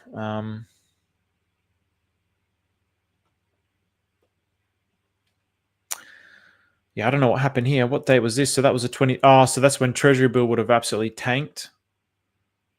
So then that pushed this ratio up. So a lot of these ratios, man, if you're keeping your eyes on these ratios, there's a lot of good ratios. There's a lot of opportunities to swap tokens for tokens. And if you believe in the whole system, does it matter if you had A or B? Not really. If it's all going to go up together anyway, if you got more of A now and less of B, where before you might have had more of B and less of A, if it all goes up together, then it doesn't really matter which one you had. So I think that's kind of the mindset that I've really started to develop with everything in the Atropa ecosystem. Everybody often asks, like, oh, what's the best token? Which one's going to go up the most? The only one that I always say is Teddy Bear. I mean, that's the one that Maria always talks about saving Teddy Bear. In Teddy Bear We Trust, in his Amsterdam speech, he has all the price targets, and Teddy Bear is an up arrow. Everything has a deliberate, specific price target, and Teddy Bear has an up arrow. So that tells me that there is no ceiling for Teddy Bear. It's literally supposed to operate as the meme of the Atropa ecosystem, and it has the same supply as Shiba Inu, I believe. So it has that quality and that potential to be something amazing. And I was always hopeful that with so much Treasury Bill, if he could mint it, then he could absolutely pump the crap out of Teddy Bear, which is something that he did do, obviously, just recently. But now he's renounced the contract. So I'm really hoping that he holds on to a lot of that supply and deploys it over time, because I never had an issue with him being able to mint it. So yeah, I mean, I don't know what other things. I mean, it seems like Treasury Bill is really something that's becoming more and more at the forefront of the ecosystem. And in the genesis of the Atropa ecosystem, I think it was like a top 10. I think maybe it was contract number 14 that he deployed, or it was in the top 20. I know that much. So it now really looks like it's starting to take center stage of what the Atropa ecosystem is all about. How are you guys viewing that at the moment? Hey, Steve. Oh, sorry. Go ahead. Oh, Stu, go you ahead, please. I don't need to the airtime. Please do. Oh, Go. I was just gonna say, I just sent Steve a something me and Maria just talked about briefly last night. If you want to pull up what I just sent you, and we can kind of go over that if you want, a bit more about like Treasury Bill, and then he talked about the 2 points he emailed me. So if you kind of just go to the personal message, I think I just sent you. Yes. So just give me a second. What I'll do No is problem. I'll go to this. All right. We'll bring that up. And then what did you want to say? Maddie, you were going to say something? I mean, I was just saying this is not particularly a new thing. He's been building a ton around Treasury Bill for months. We all know that. I mean, you've been making the videos about tutorials, how to mint stuff related to Treasury Bill, to MV. This is not like a out of the blue thing again. People are like shocked. What is Treasury Bill? If they would have listened to your streams, they would know. And I know that there's been open information about what he's been doing for quite a while. So this does not come surprising for me. Honestly, I hold more Treasury Bill than PDI, to be honest, because I just saw it as a better option at a certain stage, also because it wasn't as hyped as PDI by so many influencers and people that were shilling it, not naming names right now, but I'd say there was a different crowd in it. And yeah, I mean, to be honest, I'm not saying, again, I can't promise anything, and I'm not going to say all of Maria's price speculations necessarily are true. But I was claiming that for a while, and I've been seeing it working. Teddy backs the Treasury, Treasury backs the teddy bear, and this is working. And yeah, so I'll be honest with you. I mean, let's be honest. What happens if Maria burns the supply? What do you think is going to happen to Treasury Bill? That's extremely bullish. Just for that, he can definitely give us 100% trust, because then he doesn't have anything anymore he can mint, so to say, and anything that is $50 million worth on paper, not in real value, because obviously there is not $50 million in liquidity that you could take out. But still, just saying this is not completely done yet. How long it will take is a difficult question, but I mean, the Treasury Bill in the financial system is one of the most important instruments. Just to keep that in mind, no? And I'm glad you said that, Matt, because that's something that I wanted to just mention as well. Like, one of the things that was always about the Atropa ecosystem is it's trying to build out a truly decentralized financial system with all the instruments of a financial system within this ecosystem. And so I'm actually, even though I don't fully understand what's going on and why he's doing this or why that got moved into there or why this got created, I'm seeing moves and I'm learning as I'm watching. And the way that he's using Treasury Bill and the way that it's become such an important part of the ecosystem, it excites me a lot, actually, because it's like, okay, now we're kind of getting into the real meat and bones of what the Atropa ecosystem is, and he's operating. When there's a big issue in the economy, they stimulate the economy by printing money and then putting that liquidity out into the system. So it's like, maybe this is part of what we're seeing now. So the fact that he's renounced it, I'm like, oh man, okay. But then obviously if it's something that's supposed to be better than that ecosystem, maybe it doesn't need to have that. Maybe this is only something that needs to start now. So there's so many different ways to look at it. But the fact that the Treasury Bill is being utilized in the way that it is really has piqued my curiosity. So I'm just kind of like, just watching it with a lot of interest. So before I get onto the conversation with Stu and Hamad, did anyone want to add to that as well? I'd like to say something here, Stephen. Maria's stated goal was of Atropa, was the way I took it, was to peg all the P stables and to create parity between the hexes, right? That's how I took it. And he has made statements that when PUSDT gets to a $1 valuation, he was going to burn 143 million USD worth of USDT into EHEX if he needed to drive it up to find parity with PHEX. These were all stated things from Maria. And I take the man at his word, right? I think that is the point of the Atropa system. And when I look at the Atropa system, I've been following Richard for a long time, and there's only one video that I'm aware of that's been deleted from the Richard Hart YouTube account. And it's the video of Richard talking with his NASA scientist friend about computational fluid dynamics. And it's no longer on his channel. If you get on YouTube, maybe you can search and type in Richard Hart CFD token. Someone else had put it up. But to me, I'm not saying that Maria was Richard's friend, that they were going to, because Richard's first idea of a token before Hex was CFD token, but it was too hard, he quit, he gave up, right? Said it could not be done. Well, when you breathe an idea into the world and you put it into the minds of other sentient beings, what if that was the formation of the Atropa system? And if you know what computational fluid dynamics is, that's like rocket science, right?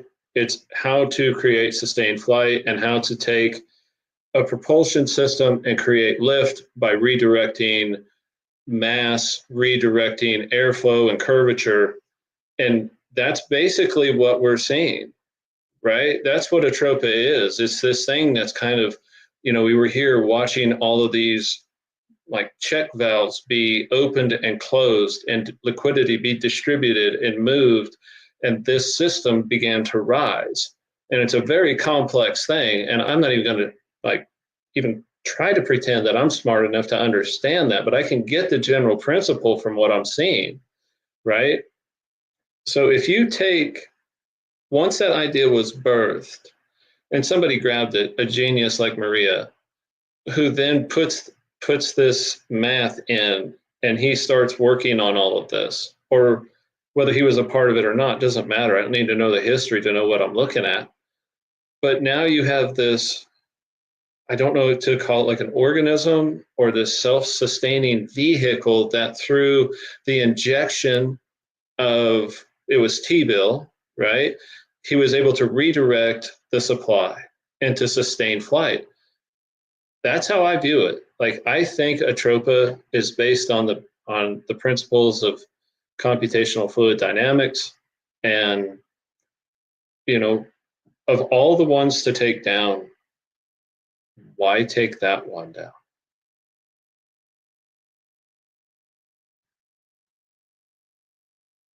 Interesting. So 100% you think that's the only one that's ever been taken down? It's the only one I'm aware of. Again, this is an opportunity for all you shitbirds to say I said something wrong, so let's go. But it's the only one that I'm really aware of that Richard has removed from his YouTube channel. Okay.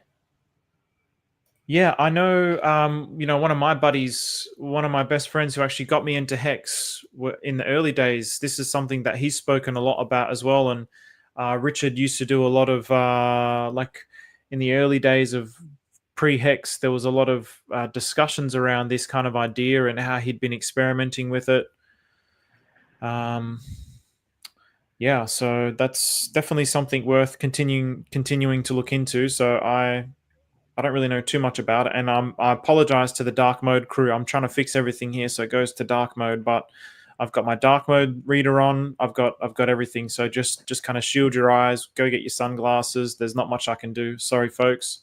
But yeah, computational fluid dynamics is a branch of fluid mechanics that uses numerical analysis and data structures to analyze and solve problems involving fluid flows, simulating the behavior of liquids and gases. So here's a more detailed explanation. So CFD uses computer simulations to predict and analyze fluid flow rather than relying solely on physical experiments or theoretical models. Governing equations. CFD solves the governing equations of fluid dynamics, such as the Navier-Stokes equations, which describe the conservation of mass, momentum, and energy. Applications. CFD is used in a wide range of fields, including engineering, aerodynamics, weather forecasting, and even visual effects.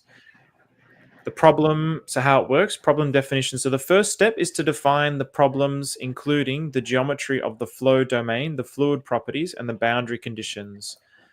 The flow domain is then discretized into a mesh of small elements, which are used to represent the fluid flow.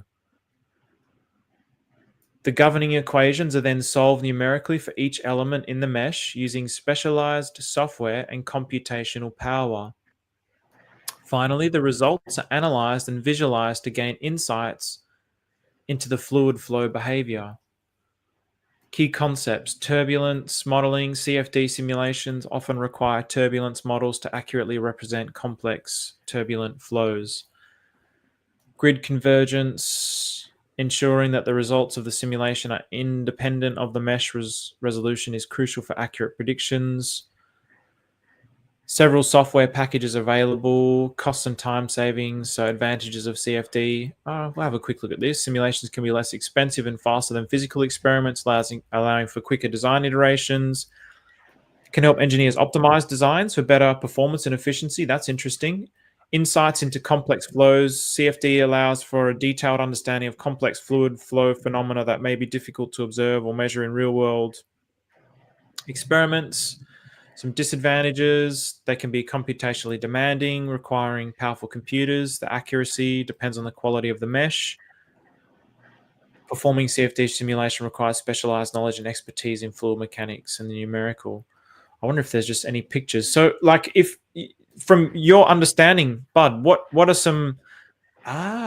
okay. So from the way that I understand this, and correct me if I'm wrong, is when I hear computational fluid dynamics, I think of things like this, where they'll design like a Formula One race car based on the way that the vehicle moves through the air, and they'll optimize it to create minimum friction to maximize the speed. Is that kind of something that computational? Okay, gotcha. Yeah, yes, but if you can use that too, like it said in there, for aerodynamics and turbulent flows. Now, if you take and replace the word if you think of if you allow yourself to think of the liquidity in the webbing that we have in the Atropa system as the fluid, and the movement of the fluid is the liquidity in the LPs, that's how that Navier-Stokes mathematics comes in, right? So we're not talking about wind, we're talking about liquidity. This is the movement of fluid and how you can create simulations. So I just assume that Maria has a working model on his computer, and he can gauge all this and understand by running simulations, like on a test net, on a private test net, that he can adjust. That's why he adjusted with Treasury Bill. He saw a moment where it needed support, and that's what he did.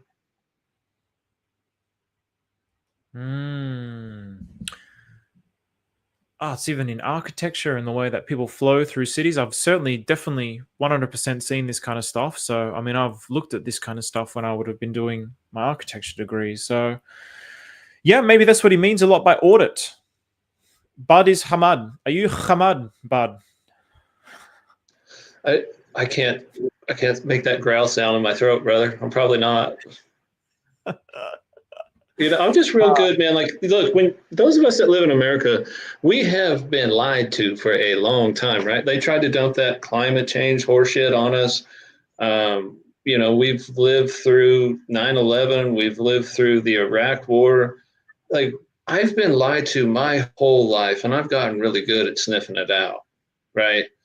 So I just see things, and when I think I'm onto the truth, I can just feel it. Like, I've lived in a world of lies. So as I start to build these this whole system, and for people that say, well, Maria's a scammer, do you know how much work he's put in? Like, if he's this level smart and he wanted to, get enough money to go buy a boat and chase hoes, like, there's easier ways to do it. Like, what a misallocation of capital in time. Like, what do you, like, use your head for something more than a hat rack, man. Come on. I definitely share that sentiment in terms of the intentions behind his work. And, you know, I think, as I mentioned on a stream the other day, I mean, there's that video of him talking about dysnomia and Sharia compliance like 8 years ago, talking about breaking the nuclear industry. I mean, this is, it just seems like the tremendous amount of work that's gone into this just to go and scam and rug. Like, go and do it on Solana. Why not go and do it on Solana, where there's like, how much more liquidity on Solana? It would be just as easy to do it on Solana with, I'm sure you can create LPs on Solana. I don't really know actually, but you know what? It's cheap fees there as well. Like, why come to Pulsechain and do it if you just want to go somewhere to extract liquidity? It doesn't make sense. Like, why do it on probably one of the lowest liquidity blockchains on the planet? It doesn't make sense. So someone here mentioned, sorry, you were going to say something, Bud? Well, you know, one of the things he said in the early IRFC chats was he wanted to create a stable coin for the BRICS nations. And I've said this before, right? And it was what we saw like when Russia got sanctioned. You know, they had $300 billion get locked up. And a lot of people in foreign countries, you know, you think you've seen really big moves in the capital markets, you guys need to grab your ass, man, because it's coming. These tariffs are going to put a lot of pressure in like foreign exchange and the FX markets. You know, all of the world is being drained into the United States right now. And there is going to be this really big move for emerging markets looking for a safe haven. And the only safe haven in the world is the US dollar. And the only way to participate is through centralized exchanges where they can freeze your money. Guess where the one place in the world is that they won't be able to do that if this idea becomes a real thing? Pulsechain. That's it, brother. And that's why this Atropa system is so important, right? Because everybody in foreign countries will be able to participate in the world's reserve currency without fear of having their funds frozen. So with this CFD concept, though, someone here, Zone, said stream cancelled. So is this something that's like a very controversial kind of concept? Like, you know, where you have those guys who come and invent, I don't know, some steam-powered engine and they end up getting assassinated, like, or suddenly they'll get cancer and die. Is this CFD stuff? Has it been experimented in a way that's... No, it's used, man. Like Tesla uses it. It's just Navier-Stokes mathematics. That's a form of mathematics, right? And this is like past the edge of my knowledge, right? Like, I am not smart enough to talk about that. Like, I just don't have the intellectual chops. But there's nothing. Talk about the burning of gas in the expulsion rocket engine. No, that's what we're talking about here. We're talking about like liquid gases being burned with a reaction to oxygen, reaction of air with liquid gases. That's only the basis what we have here. It's not crazy complex, but it's very complex, obviously, to develop the systems. But the idea is just a combustion engine, no? Kind of the same idea. Yes. But it's really hard to like compute it so you don't explode the end. Like, you have too much combustion and then you see a rocket explode. So that's kind of, it's not like an easy science, neither. I'm not saying that, but just to break it down so it's understand what we're talking about. No, interesting thing is the gas too, the burning of gas as a similarity. Just talking about that one too. Yeah. It like, there's nothing, everybody in aeronautics and design, like CFD, computational fluid dynamics, it's just a very advanced form of math that engineers use, right? So this idea isn't controversial at all. It's very mainstream, but the development using that underlying principle in the design of the Atropa system is what I think that's why it was developed, and that's That's how it's going to be brought up, and that's how you're going to see when those P stables reach $1, you're going to see the movement. Like if they start to shoot past $1, then you'll see that liquidity move into other forms, right? And it's just a matter of there's no straight lines in nature, guys. Like everything is a wave, it's a curve, it's gas, it's fluids, right? So it's just this constant sustaining of it without being dependent upon a central party to back it, right?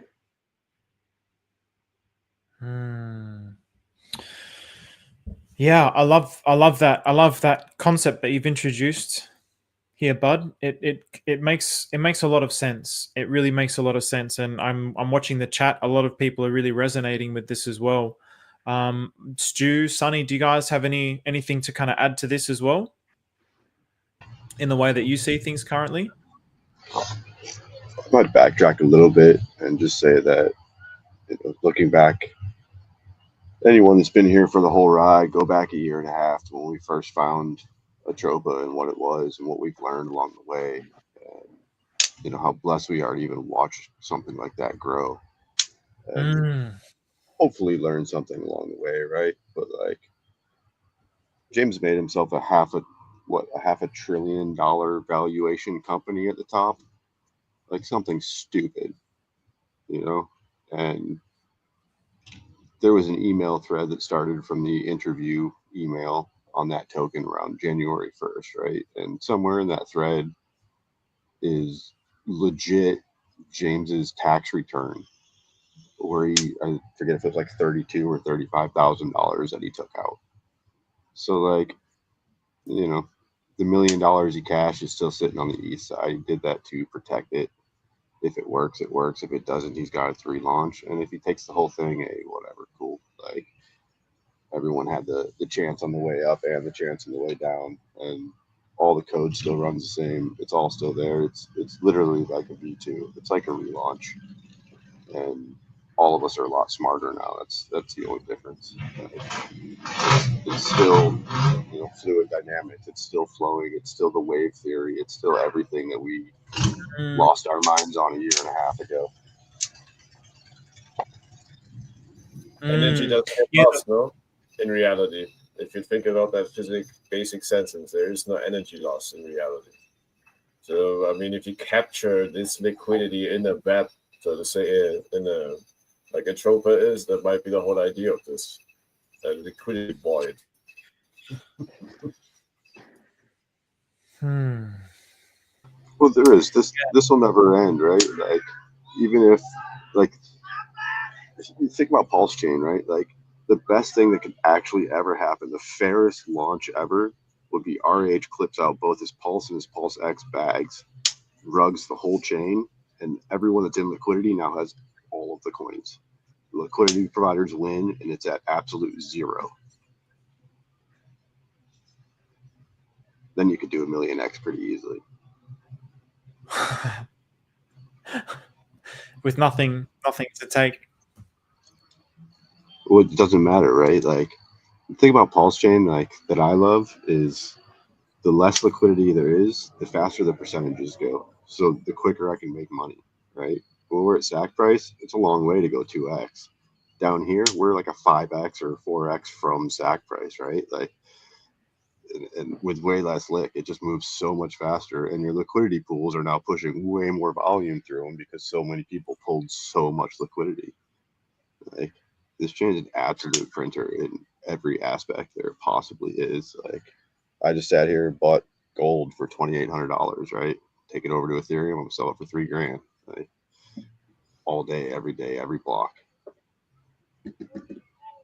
Yeah, that's something that you've been preaching for a long time, Sonny. Every block, there's profit in every block. And still, even in the Atropa ecosystem, like those treasury tokens, the stuff we were working on there that was getting deployed, like those were the next level stable coins, and they still are. There's 2 CP, I think it's 2 cent piece or whatever, but it's literally the number 2 and then CP. It's one of the only treasury tokens that doesn't have a something on the addy.sol as a parent, right? And its parent is wrapped Pulse. And it's got a multiplier in it. So it started at like 1 to 1, and now I think it's at like 300 to 1. So to mint one of these tokens, you have to spend 300 Pulse. So you can buy it up to 300 Pulse to 1 token, right? And then someone will mint it and drop it down. And then it just follows the price of Pulse at 300 to 1, and then it'll go up to 350 to 400. You know, like strawberry shortcake is an Atropa one, right? So like I think it's at like 20. It's at like 20 to 1, and there's just multiplier. Like the math that they did on these, the first round of Treasury stuff with the FDIC, it was, you know, if you want to call it exploitable, like it was exploitable. Was it really? No, the math was just there. Maria missed the math, right? We were able to figure it out, break the system, and then we got Treasury token V2. And then that one still had some flaws in it that were broken. So we got Treasury V3, and now you have the personal minter. So you can go and mint your own. And like, you know, I have one that I made for A1A. It's called A1A, but it's Canadian, A1A. And it starts at a 1 to 1 to the launch, right? So I actually launched it at like 100 to 1, right? Just so I could buy it up and make it do 100x right off the bat. And then once it got to mint price, I went and minted more, and that flipped it to a 2 to 1. So then at that point, I'm, you know, you can buy it up to 2 to 1 before anyone can mint it and sell it down. And then it's just going to follow the price of A1A because that's its main liquidity, or the price of Pulse as Pulse goes up, right? So if it gets above the price of 2 to 1 on A1A, then you go mint some more and you sell it, and you get the profit for being the person that comes and mints it and sells it, just like you would in a stable coin. And the people that are in LP, the price is going to remain the same as what it's supposed to, except for they now have more coins in that LP. As long as you have multiple ones, you'll arbitrage out, and you'll make a better return on that. Yeah, this is definitely something that I don't know how many people are looking at this stuff. It's definitely something that I've been interested in since I saw the relationship of Treasury Bill with the Fed, and then actually let me. I can tell you, there's 4 people. It's myself, Stu, Iron, and one other wallet. We're the only ones that have interacted with the last 50 contracts deployed. Yeah, not many people have. So people don't like stable coins, right? And these are stable coins with a multiplier, which just makes it fun. Like, it's, if you go back to the Laos, right? Like I tried to teach you how the Lao was your own personal bank, right? But every single person went out and they tried to make some token that people would buy and the price would go up. And it's like, you don't understand your personal bank, right? Like you put money in, you make an APR, and the APR was in, you know, it was in your LPs, right?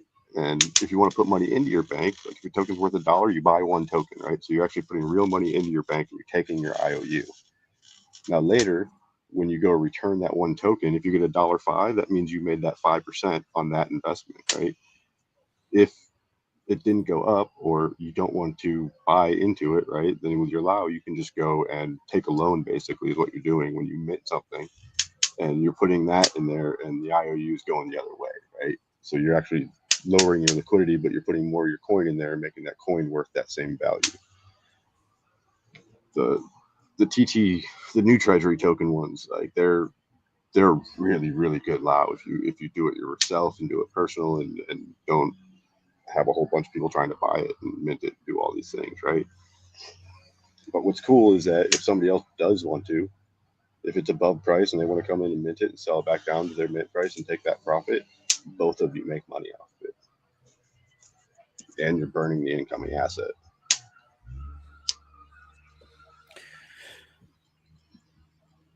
I think, you know, what do you think is going to get more people actually engaging in that?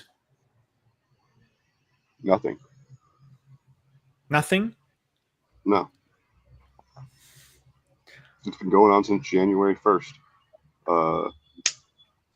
Like people just don't get it at all. Some guy was buying up the interview token the other day, put it at like 4 to 1. I just went and started minting it with the Treasury Bill because it's a 1 to 1. And I think I turned 100,000 Treasury Bill into like 3 million Treasury Bill. Like, people just buy charts and then go and show them to dump on everybody else. They just don't even get how.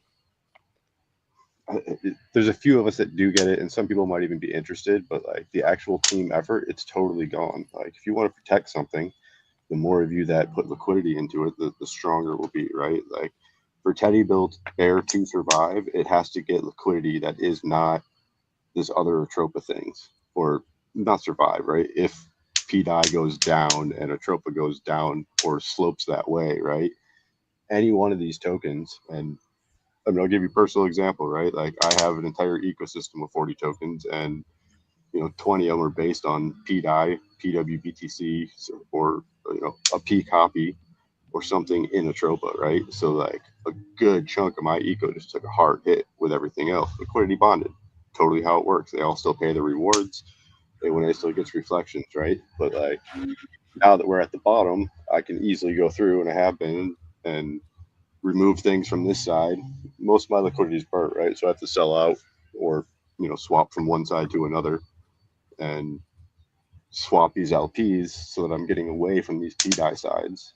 And I won't get away from them totally, because I don't know if they'll go up or down. If they go down, they'll eventually just bleed out like LUSD did, right? But if you put a lot more of them towards the cores, because as the cores go up on the bottom, then you have real liquidity versus all the paper stuff.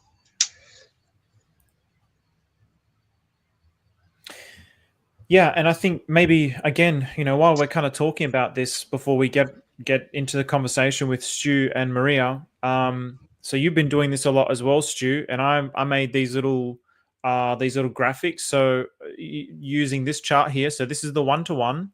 So anything above this line, it's an arbitrage opportunity to mint the Fed, burn your Treasury bill, mint the Fed, and then sell your Fed down, and you get an arbitrage profit. So at the moment, it's not profitable to do it because it's way below the line, like way below the line.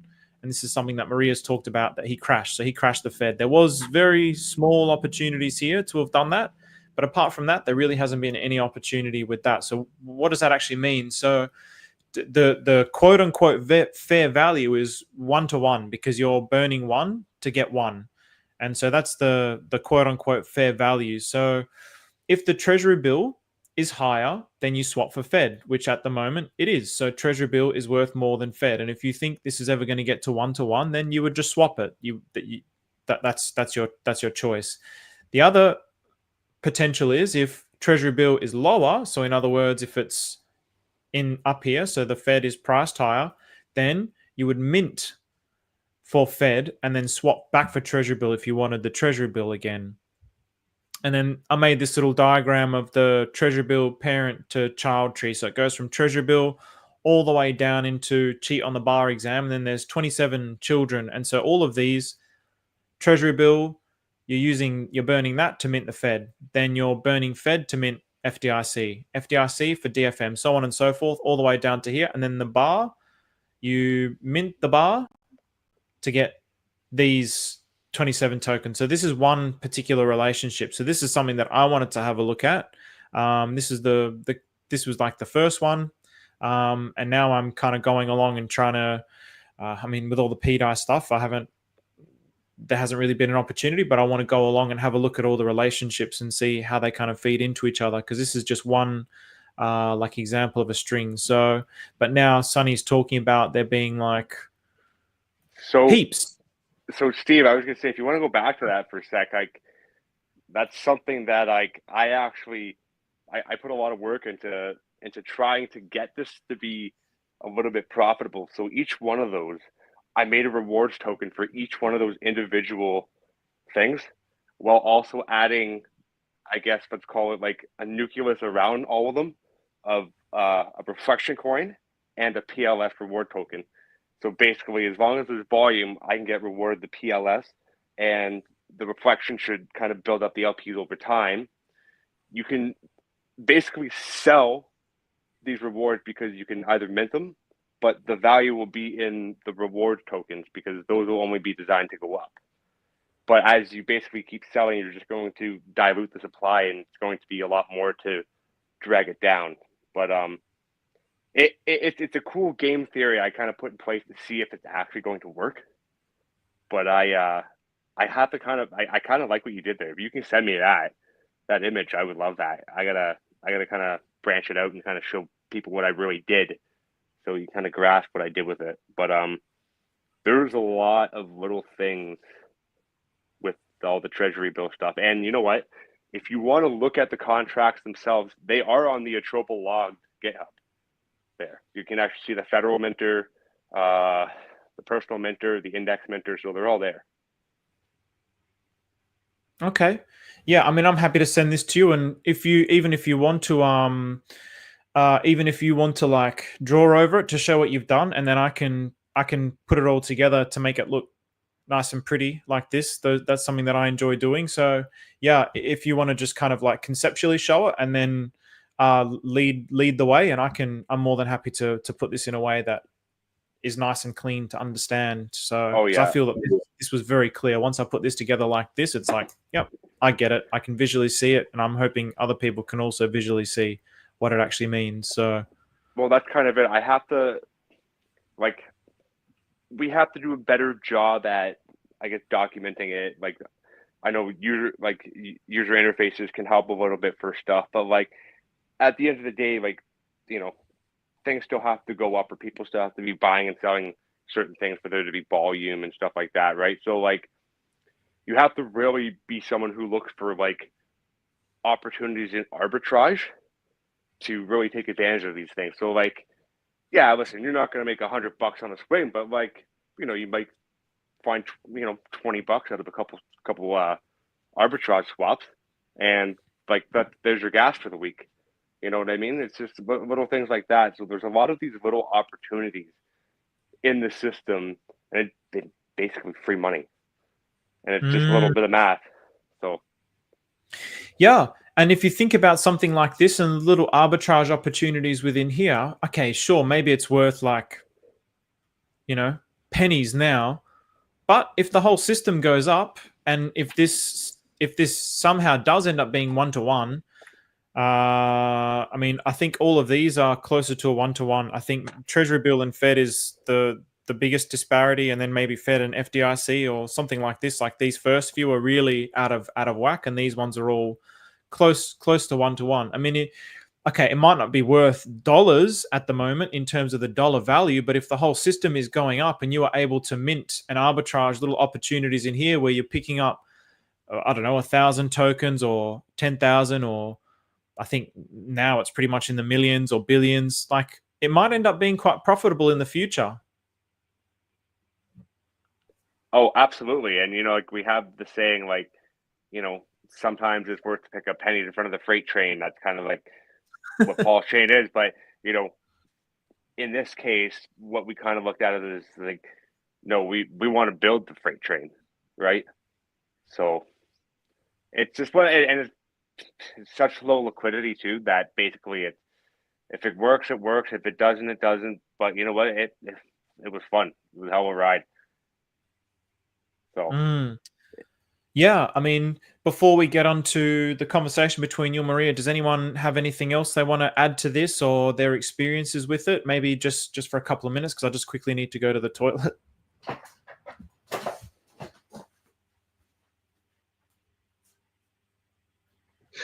That was a quick pull of the ripcord, wasn't it?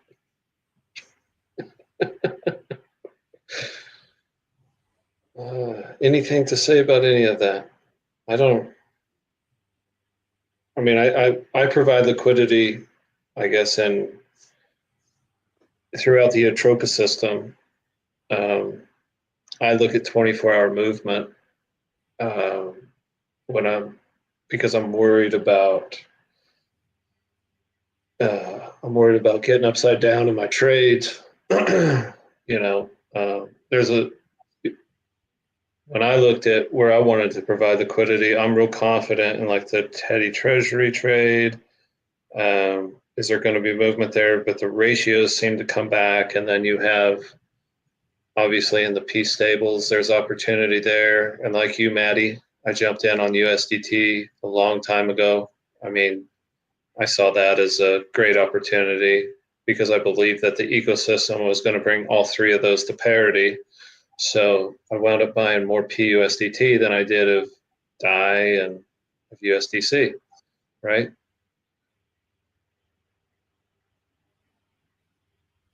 Yeah, that's like the big arbitrage opportunities we have and still have, kind of. But like, I mean, these are smaller. I agree that they're for the, let's say, like, not really into Atropa and Treasury Bill regular crypto user, this might look very complex and threatening.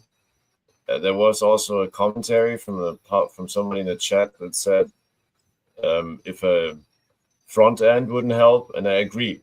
Really, like, let's say absolute, like, first time user front end obviously would make it easier. Would it make it like profitable in the long term? Good question.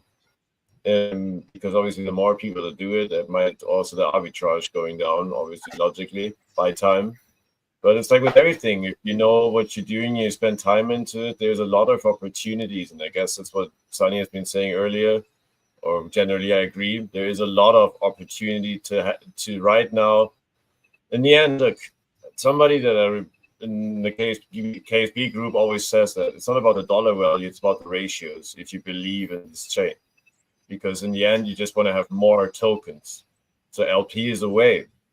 Obviously, it's a good way of getting more tokens. Also, ratio trading can be a very good way of accumulating a lot more of what you want, just looking at ratios. And like, yeah, I mean, I've been pretty vocal about the line with PUSDT, and it was crazy how it bounced from that line. And so, yeah, in the end, it's not crazy to see this happening, and it's just, do you really think it's logical? It has to happen. Yes, it has to happen. If you think that this whole parity thing works, then it would make no sense to have one of the most important stable coins not paired to the other by value, especially if there's a lot of protocols that have that working like that. Like Curve, for example, everything is 1-to-1-to-1, no? Of the 3 P stables right now in the Curve protocol. So yeah, I mean, for me, that was not like it was actually not a theory. It was more like, if this is happening, this is happening kind of idea. But well, you can compare this. You can compare this in history to the emergence of Bitcoin, right? Like, in order to get into the early Bitcoin forums, it was really complex to try to figure out how to get in, and you had to get permission in some of the forums, right? Like, it's really, like I said, I believe this is the second chance at what was being built, right? Like, this is the cypherpunk movement, and it's hard. And when Satoshi was still communicating, and they wanted to disseminate what this was, because people had their eureka moment, like, oh, let's take this to the public, this is great. He said, no, not yet. Like, he didn't want it to be disseminated. They purposefully designed it to be hard, right? And that's where we're at. We're still in the hard phase.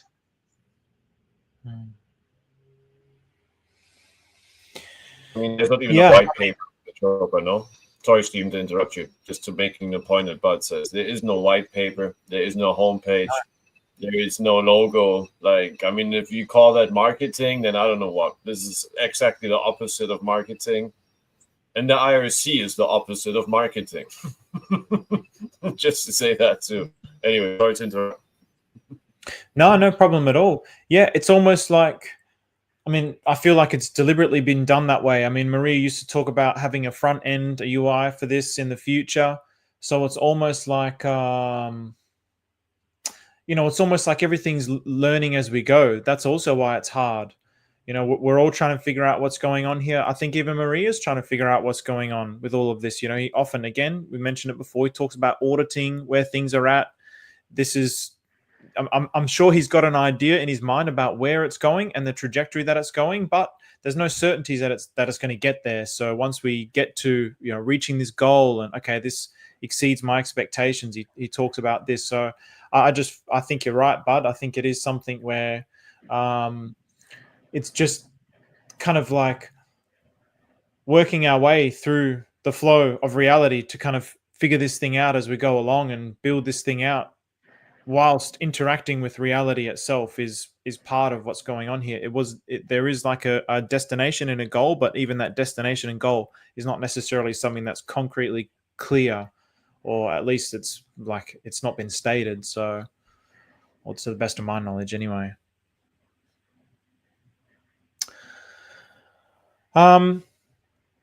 Yeah, so I think let's go into this. So I'm going to share this. I'll share this now. Give me a second. So I'll share this from a little conversation with Stu and Maria. So here we go.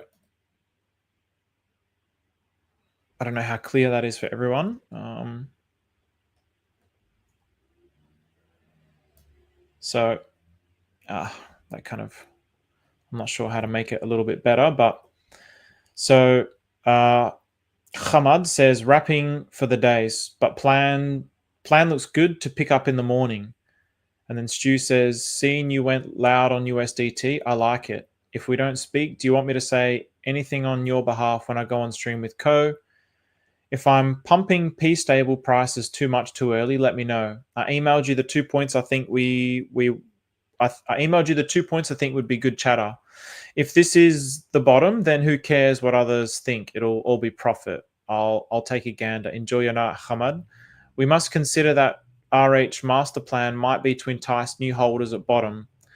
Well, if he has anything to do with Maker, hang on a second. If he has anything to do with Maker, definitely definitely is.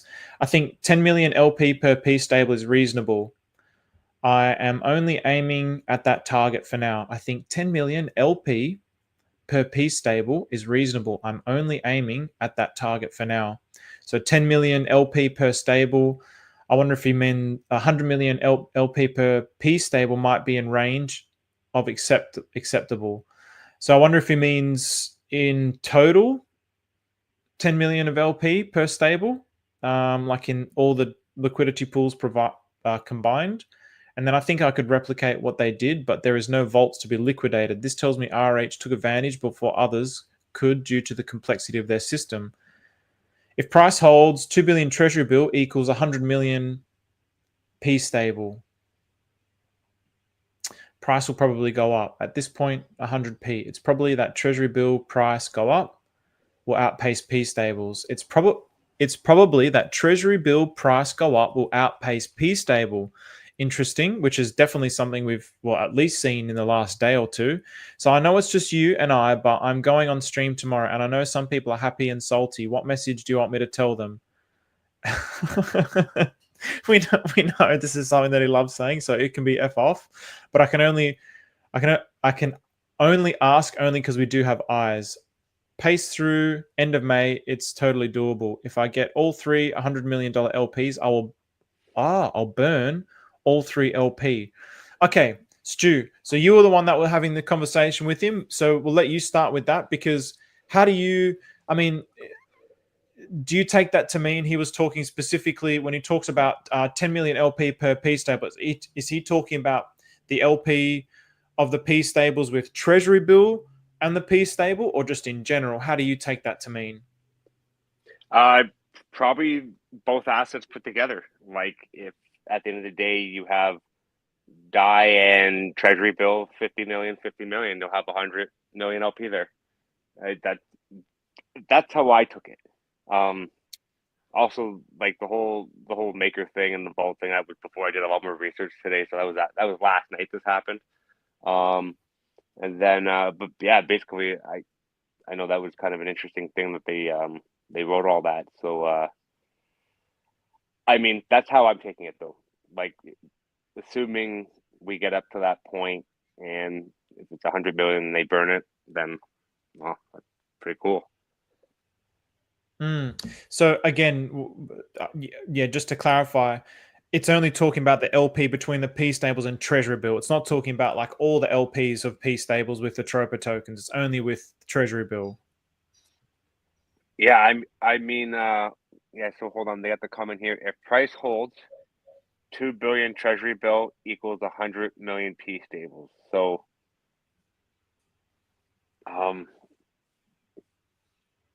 Yeah, basically, I guess if you have 2 billion Treasury bill token, you'll have 100 million P stables, I guess. So I guess based on that math, if they have 3 LPs of 100 million combined between the Treasury bill and that P stable, then they'll burn it. Obviously, Okay. they're just doing the math of 2 Treasury bill equals 100 million in P stable, but like someone else, feel free to shoot on that one because I don't know. It was a fun night last night watching Ovechkin had the goal total. So you know, I mean, it pretty clearly states 100 million LP per P stable right there, not in total. It's like just above right there. It says 100 million per P stable. So I imagine he's talking about 100 million. Probably, I would guess 2 billion per 2 billion treasury. He still has a ton of treasury bill. It's not even that but he much. says right here too. He said, I No? think 10 million LP per P stable right now is reasonable. So like they've Mhm. set themselves So a reasonable target, but they said if it gets to 100 million, they'll burn it, which is all right. that makes sense. That makes sense. That's the goal, not the right now date of the LP. But yeah, that's. I mean, it would be pretty damn bullish. It also would mean that pretty much treasury bill is the 4th stable. So just for a bit of context, so we can kind of wrap our head around the numbers, I'm just going to bring this back up again. 1 second, so I'll bring my whole screen up.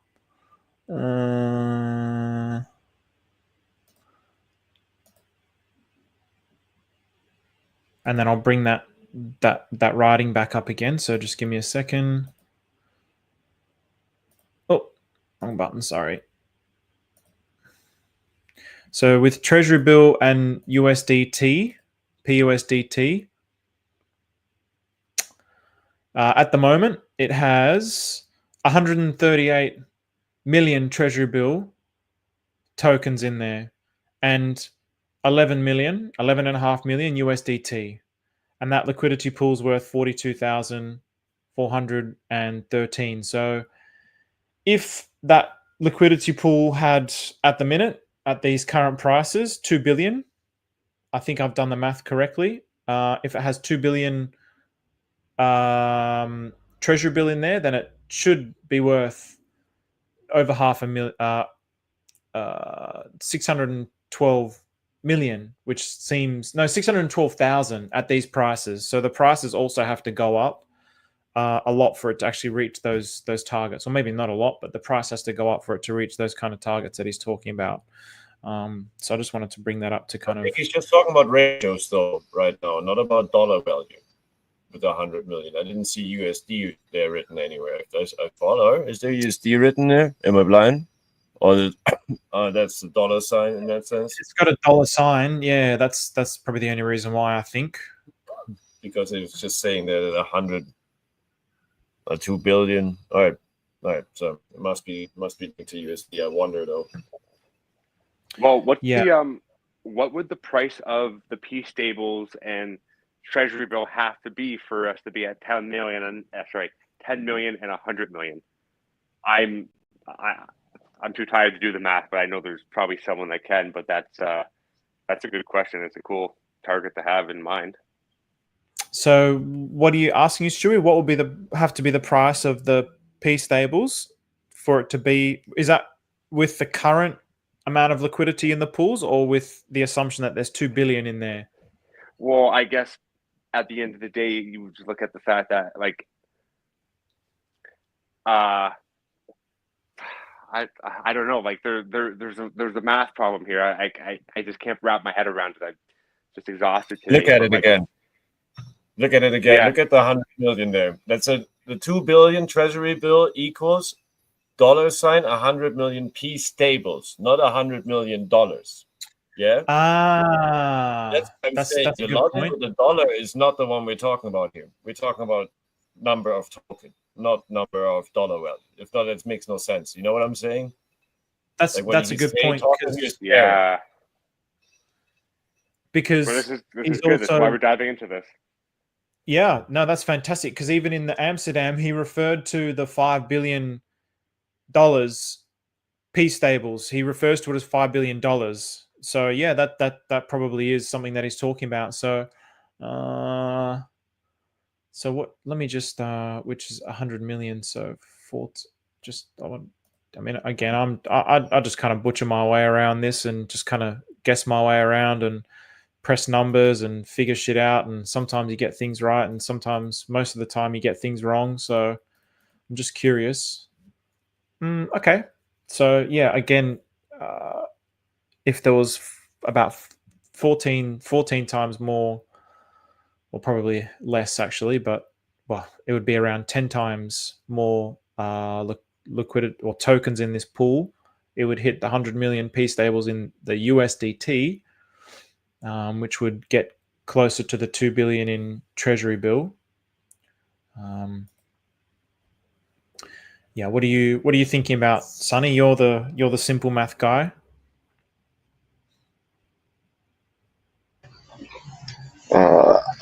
Originally I didn't think that Treasury Bill would get renounced for another year or two if we were lucky.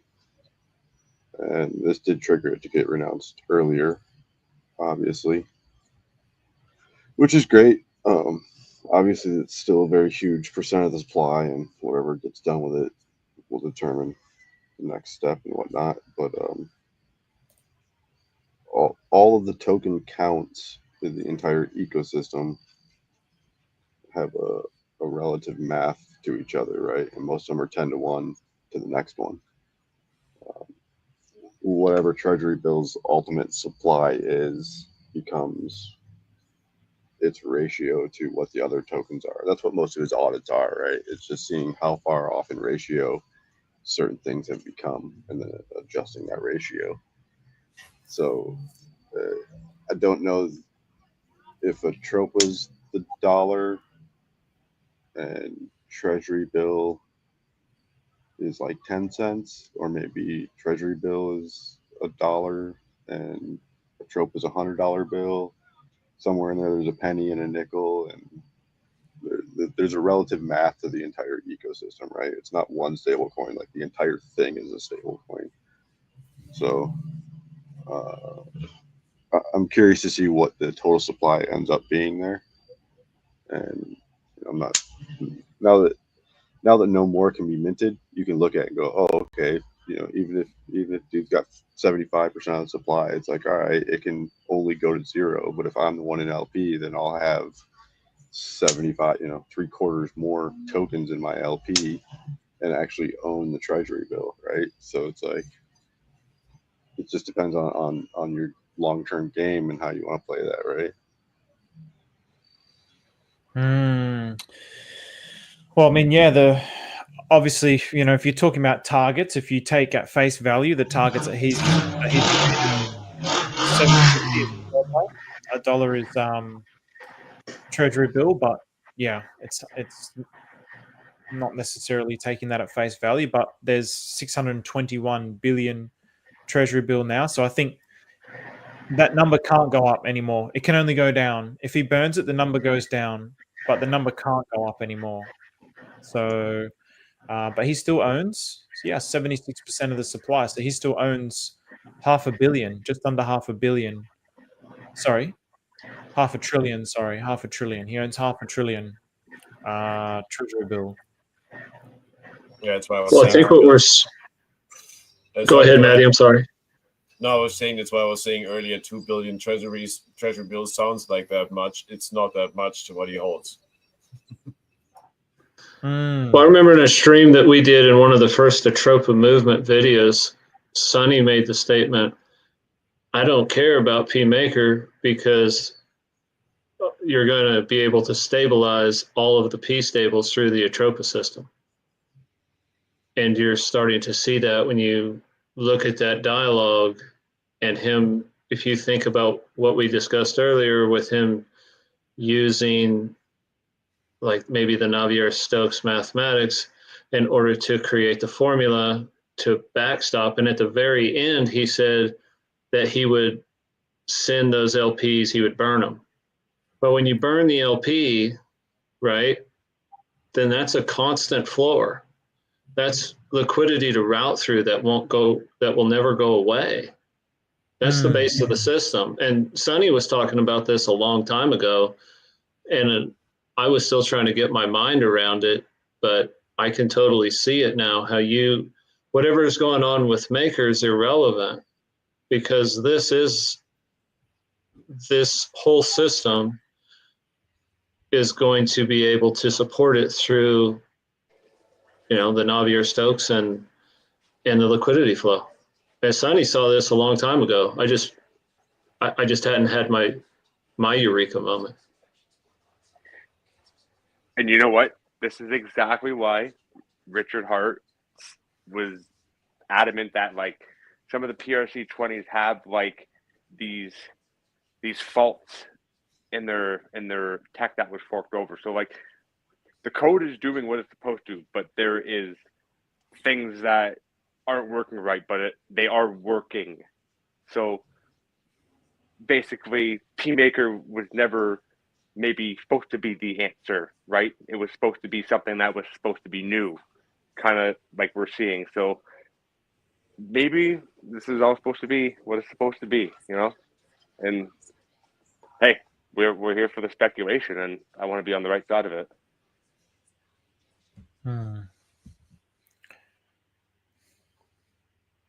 Definitely. Good comment.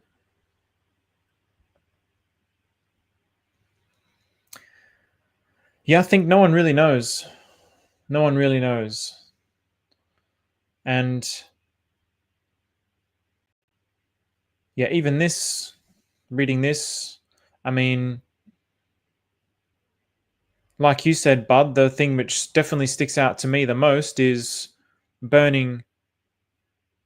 If I get all three $100 million LP, I'll burn all three. So that would be 300 million P stables with Treasury Bill on the other side of liquidity, that's burned LP. So I don't know how. I mean, obviously at the moment, there's already 5 billion P stables that are burnt in LP. So then this would take that up to 5.3 billion. So that's the thing which sticks out to me the most. Well, it's just going to allow for people to be able to trade through the system, right? When people say, like with PDI, I think there's a general misconception with money flow, right? Like if you understand, like US capital markets are about 70 trillion, right? And then, but when you figure in the euro dollar, it's 8 times that in total liquidity, in US dollar liquidity around the world, right? So I find it interesting that a system's being built worldwide. You're talking about, like $600 to $700 trillion in US value that's floating around, right? And people are losing their shit over 26 billion. Like, y'all need to get some context, man. Like, we're trying to build something for the world here.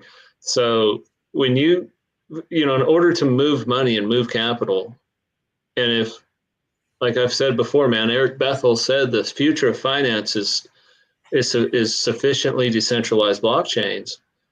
And if you want to have capital flow, you've got to have a place for that money to flow through and support. Like when you look at where we are today in LP, if you try to move $250,000 into the Atropa system from the cores, even through the highest connected one, which is Pulse, you're looking at a 24% rake on your money, right? And $250,000 for big players is that most of them won't even mess with that small a number. When you're talking about major investing, right? I'm talking big scale hedge fund macro. So these LPs, like if you're participating now, like Sonny was preaching this a long time ago, like if you're getting in and you're getting that daily compounding, right? Like, look at your LP as not like, oh, I'm going to make money, I'm going to jerk my LP. No, hell no, man. That should be like your 15-year plan. Like, put that money in, and it's compounding every single block, right? Like, you're getting yield, 0.22% of the transactions through Pulsex, like, and then multiply that times your percentage, and that's what your rake is every day. You've got this thing working for you. You're helping the ecosystem. You're providing liquidity. You're creating a larger tube for this fluid to move. And that's the value of the burned LP, right? This is the first time it's ever been tried, and money is fluid, right? And all of our LPs, like, by him doing that, he's taking it from a 2-inch pipe to a 4-inch pipe, right? We're going to be able to move more. That's what it's doing. It's creating the base for the ecosystem.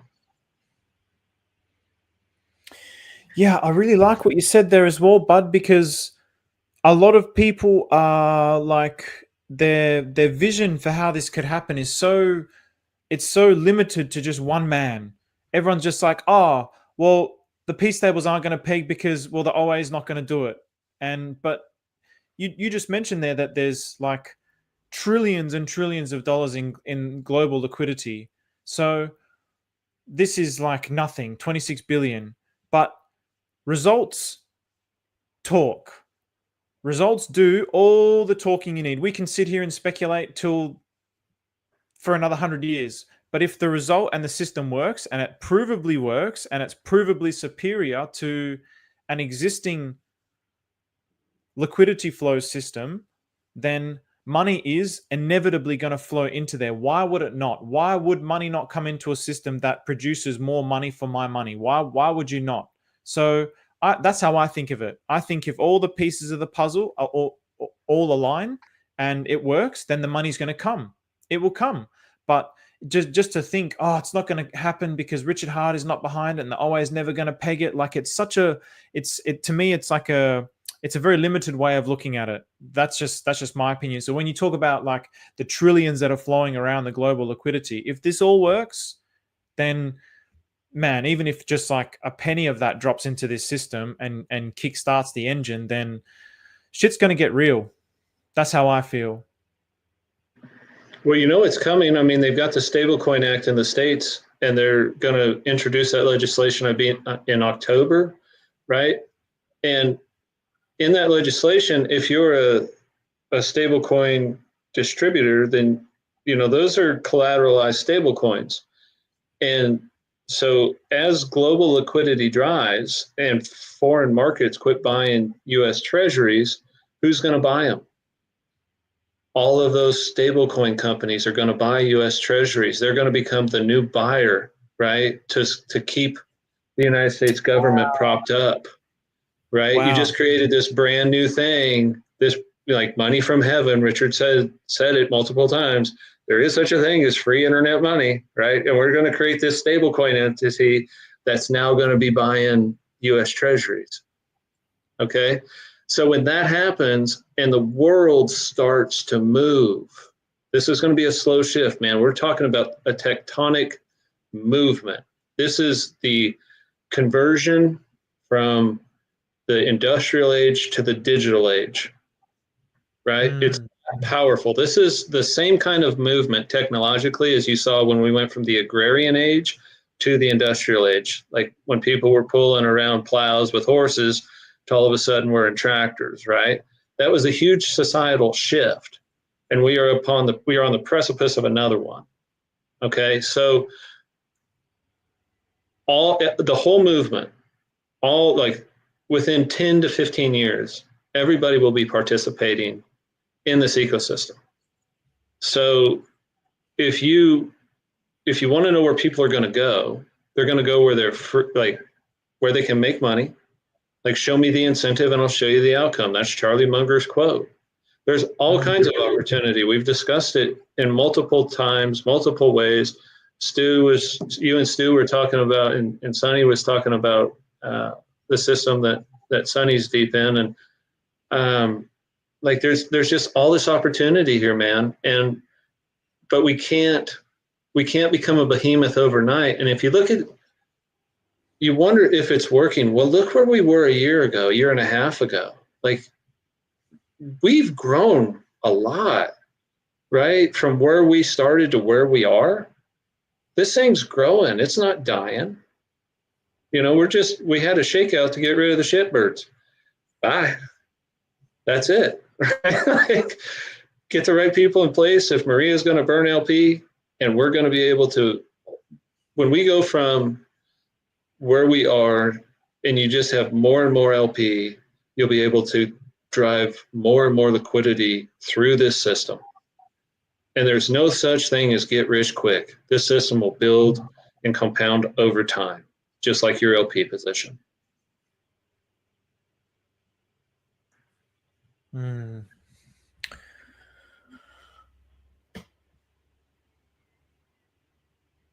Do you guys have anything to comment on that? How you guys are visualizing it as well?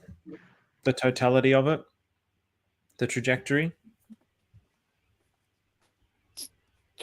Well, history repeats itself, and the last time a lot of the stuff we're seeing now with wars and stuff like that was the last time there was a big financial shift and things change when people are looking one way and things are happening another. So, it's almost like basically how you can get yourself through the red is like you literally have to turn your emotions off to not just what's happening in crypto, but everything. Like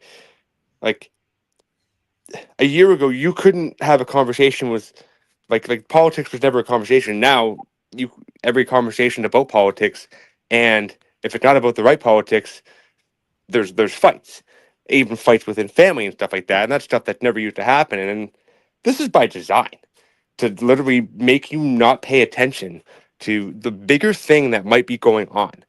And we've been in like a fucking we've been stuck for years now in the same cycle. So something has to change, and technology is only getting better. So we are going to a digital financial world.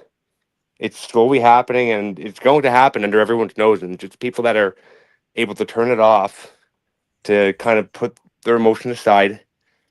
You don't have to be a master at everything. You just have to find the corner that you're good at and just stick to it. And if it makes you profit, then you just have to run with it. But there's opportunity everywhere in this world, and we really we're getting to the point where we're not going to be early anymore. So you got to kind of decide what type of investor you are and what type of what side of the fence you're going to be on.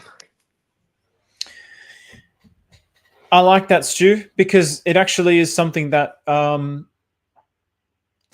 felt a little overwhelmed by, to be honest. There's almost such an abundance of opportunity on Pulsechain. You really have to just pick your corner and then just go with it. There's so much opportunity here that if you try and chase it all, it's almost impossible. So I really do like that abundance that I feel with Pulsechain, even though everything's down. But for me, it's like there's still tons of opportunity. The other thing that I wanted to comment on with what you said as well, Bud, I always had like a kind of adversarial perspective of how there could be some sort of new, like cryptocurrency is versus the US dollar, and it's going to collapse the US dollar. But the way that you're framing it and the way that it's making me think about it now is it's actually something that can blend with it in a way that complements it. When you talk about the stable coin bill that's coming up, and then all these stable coins that can then start buying the treasuries, it's like we don't have to be adversaries. We can coexist. It's not something where it's not the end of one system. It's really just like a fix on the current system that as it slowly spreads out, it can really heal the system rather than fighting against it, rather than get rid of the US dollar. That was always my perspective. The US dollar is the problem. It's causing all these wars. But now I'm kind of really starting to rethink it in a way that they can actually complement each other and grow together. And that would that would be a very beautiful and elegant future for the world, rather than always this constant dialogue of conflict and the US dollar versus the BRICS versus this versus that, and there's a war here and a war there. Like, can we finally reach a state in the world where we're actually coexisting financially and globally? So I don't know. That's something that I certainly felt as you were talking.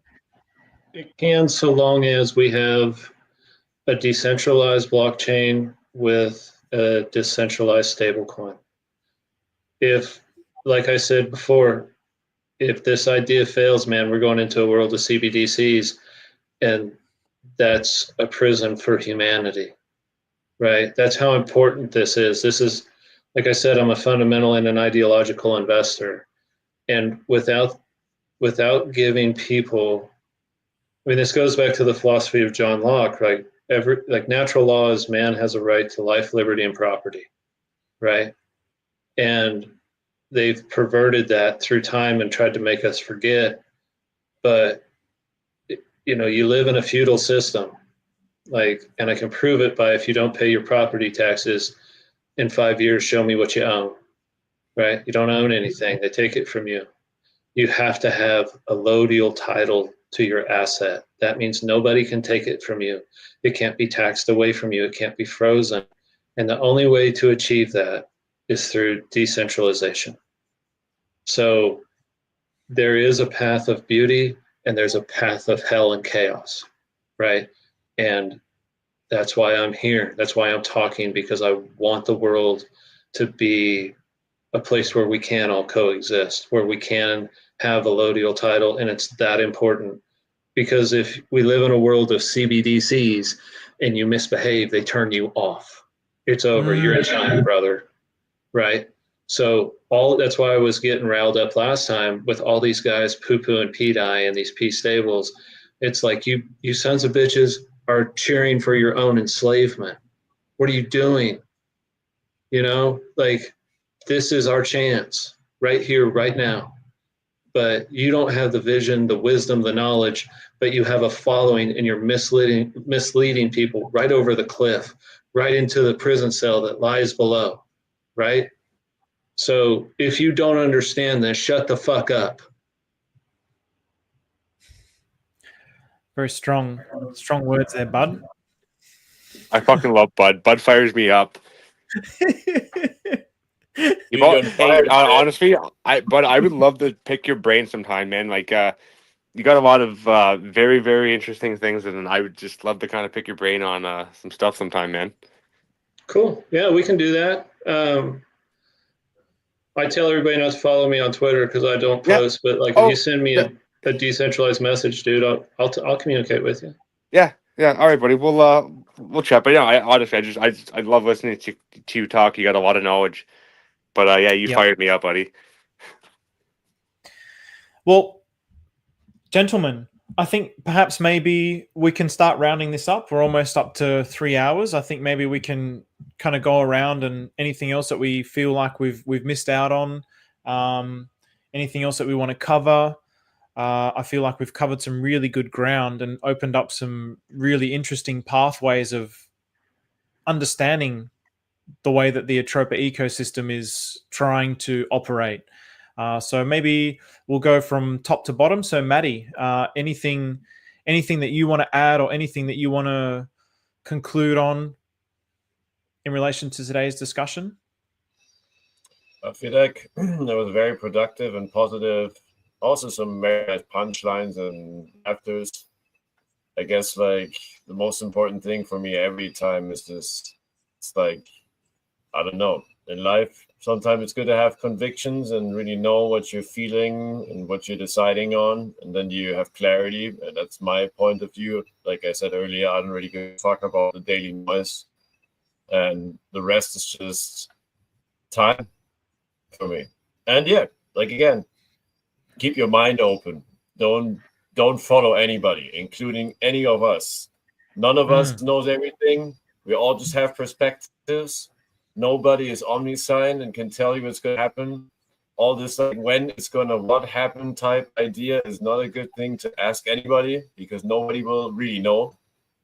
So in my opinion, it's just conviction. And I don't really care how long it takes, to be honest. Like, my life is not changing. I'm not going to look every day Telegram and like be like, oh my God, what's happening? Like, just chill out.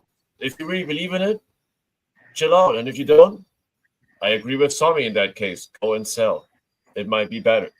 If you don't want the nerve wracking or go into core coins, and I'm not saying it in a bad way. It's all good. I don't hate on anybody. What I said earlier was my honest opinion, and I would always state this again. I don't like hypocrisy. I can't stand it. I really, it's one of the worst things that really provokes me. So if I see it, I'm going to say it. And if somebody thinks that way about me, all good too. Say what you have to say. Peace. Nice to be here. Enjoyed it a lot. Buds, Stu, Sonny, Steven, obviously. Man, I had a great time with you guys. Thanks a lot, Maddie. Yeah, thanks for joining. Really, really well said there. Bud, anything that you want to conclude on or cover, or anything that you feel like we've missed? No, man, that was really an educational discussion. I learned a lot. I really enjoy the company. You know, I would just tell people in closing, like, you know, everything I said, just like what Maddie was saying, like, I'm just a guy that with an opinion, and I can be wrong, and it's okay. But I'm going to try to live my life in a way, and I'm going to try to invest in a way that creates a better world. Like, my life can end, man. It's okay. I've got progeny, and I want the world to be a better place for them. And so it's not about me, right? I'm trying. When you become a parent, you want the world to be better, you know, because it's not about you, right? So I'm doing what I'm doing because I believe in what I'm doing, and I'm speaking my truth. And if you appreciate what I say, man, that's great. If you don't, like, I got 2 rules I live my life by. Whatever your opinion of me, please keep it to yourself. And the second is, your response is your responsibility. I'm just here being me. If I offend you, turn it off, right? Exclude me from your life. Live your life, dude. I don't care. But I won't be silenced. I'm going to speak my truth. If you think you're going to get in an argument with me, you're going to be talking to a fucking wall. Thank you, Bud. You've shared a lot of powerful and strong opinions today, and I think it's really sparked up a lot of it's emboldened people's spirits, because we feel it. We, sometimes we kind of tiptoe around things, and I'm definitely one of those types of people. So you definitely continue to like embolden me to stand more in my own convictions, because one of the things, especially after all of this, was like, man, this crash is like, I'm like the person who talks about the Atropa ecosystem a lot, and I'm getting all these comments. I'm like, how do I communicate this to people in a way that's like delicate of how they feel? But then when I really kind of, I'm here because I'm investing in this idea, and just like you, Maddie, I'll stay for as long as it takes. If it happens within a year, oh mate, brilliant. If it takes 5 years, 10 years, I'm totally okay with that as well. The P diet to dollar tomorrow, it's not what I'm here for, man. It's like, it would be great, but if we can make something that really changes the whole world, and it changes man's relationship with money, I think that that's so much more powerful to be part of that, and so much more rewarding than just some kind of material asset. So thank you so much, Bud. You really are like inspiring a lot of people. So Sonny, Kazi, what have you got to say? Anything that you want to finish up on? Yeah, I mean, Pulsechain in general is, crypto in general, but Pulsechain for sure. Like, if you're playing for a long-term game, I think it's a great spot. There's definitely still room for some X's, but if you understand liquidity and how the chain works, the price just doesn't matter. Like, you can always make money at any level, and the things you can hold out longer for, when it does go up later, you'll make even more on. And the lower and lower it gets, the more coins you get. on the dollar that goes through it, because there's more coins in the liquidity because they're worth less. So I personally don't care for all the drama. I mean, I block most of it. I don't really pay attention to it. I click buttons all day. I'm coming up on like 250,000 clicks on Pulsechain.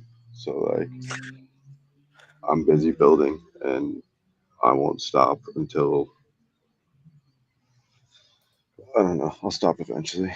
But like I can't stop because I see so much opportunity, right? And if you remember listening to me at all like a year ago, like there were positions that I put $10 into that when we were at the top of our run or whatever back in December, I mean, they were worth thousands and thousands of dollars. And you know, even now back at the bottom, it's like, okay, you know, this thing I put $10 into is now theoretically at a lower dollar sign on the chart, but you know, still has $500 in it, and it's still making whatever on an APR, right? So you think about that for the long term, and Pulsechain will provide. Sonny, I know everybody really values what you say. If there's, and I don't want to put you on the spot and you might not have an answer for this, but if there was something that, you know, you're saying there's all this opportunity, what do you think is the biggest opportunity? If there was someone who's new to the Atropa ecosystem, or there's someone who's maybe lost a little bit of hope, or like, what would you say for them to start to look at right now? If you want to, if you're someone that needs to make dollars, arbitrage is where it's at. There's not a moment in time on this chain where you can't go and make a profit by clicking a few buttons. I guarantee it. So encouraging people to learn about arbitrage. I mean, if you have to come into the ecosystem and try and figure something out, like that's the basis of Pulsechain. You know, like no one ever has to trade Pulsechain as long as Ethereum's on this side. When Ethereum moves, someone will come across the bridge and they will buy or sell through Pulsechain, and they will move the price, and they will trigger arbitrage and other pools, and those pools will grow because of the 0.25% fee, right? Like the chain itself never needs anyone, right? And like if we keep going the way that we go, there ain't going to be nobody left, and the chain can finally do what it needs to do. That's literally how I think of my whole ecosystem, and like most people have left my ecosystem. I'm stoked on that because it just does the math the way it's supposed to, right? Like Atropa was doing the math, but then a whole lot of people, they get in there and they start buying and selling, right? And that's when you actually get, you know, buy and sell pressure, and you're not just arbitraging, right? So like when you literally just don't have people buying and selling, and the arbitrage just runs and does its thing, it's really, really cool to watch it. Just watching the waves flow through the whole system. I mean, you could watch it build on its own, right? And like, you know, things that have a, like I've switched over a lot of things to the stable LP token to use instead of a like stable DAI as a liquidity, and like I can see it push back, you know, like that half of the LP being an LP that's making a 7% APR right now can sit there, and if it doesn't trade at all, you know, every 2 months it's going to go up 1%, and that'll trigger an arbitrage because the tokens that are in there became worth more on their own.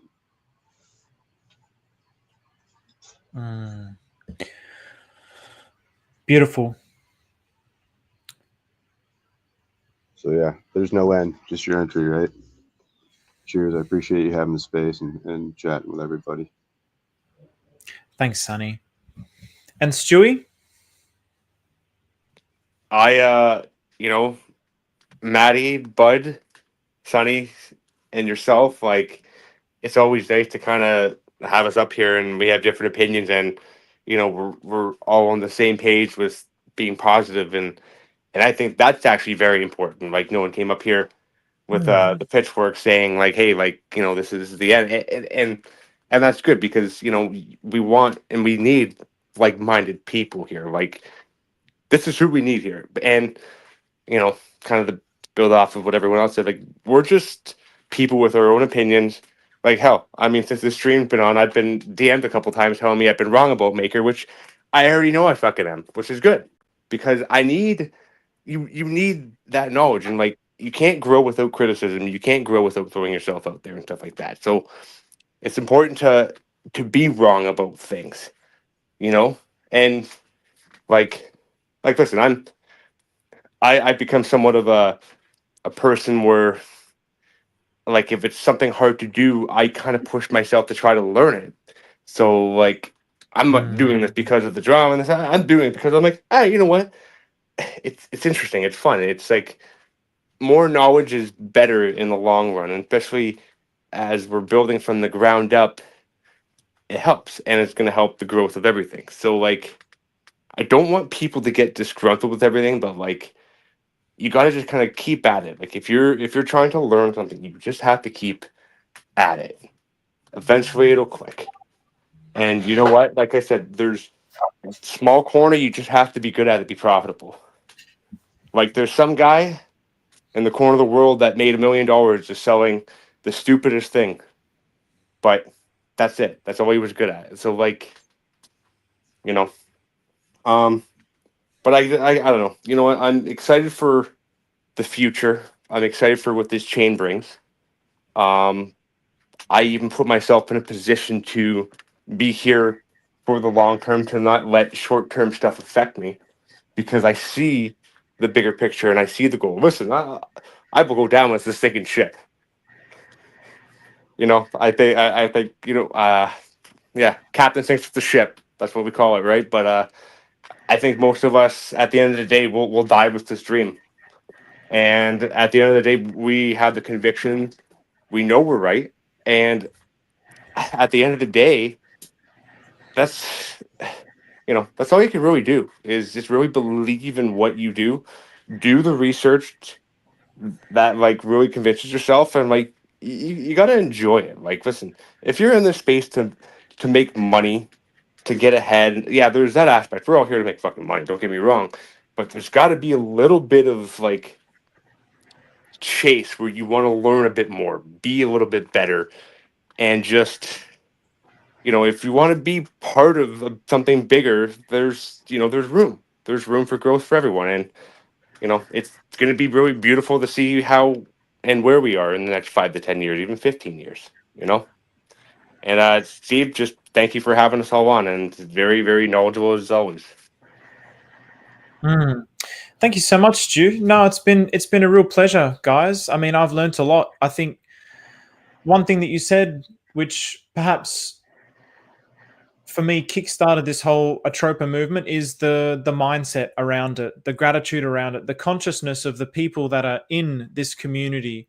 It's one of the most controversial communities on Pulsechain at the minute.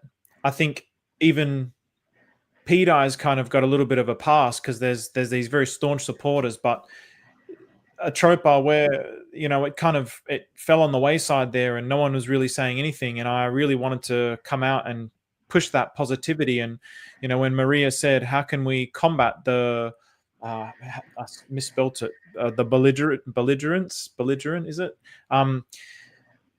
Us, we do that. We can do that." So, I mean, even on the timeline, guys, I mean, I see it all the time, and I can't control anyone. I can't control anyone. Everyone is free to do and say what they want. But can't we just be either positively, like putting positive energy into the consciousness of Pulsechain, or just neutral? Putting negative energy into it, fighting with people, you're an idiot. Like the amount of tweets that I've been involved in on my thread, where it's like somebody will say a compliment to me, and then somebody will attack me. And then, I mean, I love you guys for defending me. Don't get me wrong. I really appreciate that. But like, it'll just evolve into like a 20 paragraphs of people going back and forth and arguing with each other. And what's the resolution at the end of that? There is no resolution at the end of that. There is none. It just leaves a bitter taste in everybody's mouth, and then somebody captures a receipt, and then somewhere along the way they're going to come back with a "I got you" moment. there is no end to that cycle. That is like literally dead energy. That's the negative energy. That maybe that's the blackness that we need to get rid of from the pulse chain consciousness. So I really want to continue to implore people to really try and just be positive and grateful. Gratitude is like the magic of life. It says it in the Bibles, it says it in all the scriptures, it says it in all the religious texts. I've watched it transform my life. It's from a quantum perspective. Joe Dispenza, all these guys, gratitude is everything. And yes, times are tough. Yes, things are hard, but just having that grateful mind, being open to the world, seeing the opportunities that are there, being grateful to each other, not focusing on any of the negativity, just letting it wash away. And let's just keep focusing on the positivity. Let's just put all our energy into that, because that's the only way that this world's going to get built, man. If we keep going back with the back and forths and the arguments and the negativity, we're literally just embedding this system with the same dark energy as it's had for the last tens of thousands of years. We need to be the ones that pour all our love and all our gratitude into it. So that's all that I would like to conclude on. So Stephen, can I add one more thing? Please, yeah. So you asked me once how do I have such a strong belief in the things that I say? And it's because it comes from a place of me being honest, because it's the truth is I believe it. I'm not trying to deceive anybody. And the five of us up here on this screen, we're just all equal human beings. There's nothing special about any of us. And anybody else that wants to participate in a decentralized ecosystem, you're just as equal as the five of us up here. And if you're spending your time looking for a central party, a god, to create wealth in your life, then you need to change your perspective. Like, for the world to be better, we all just need to come together and recognize that we're all the same.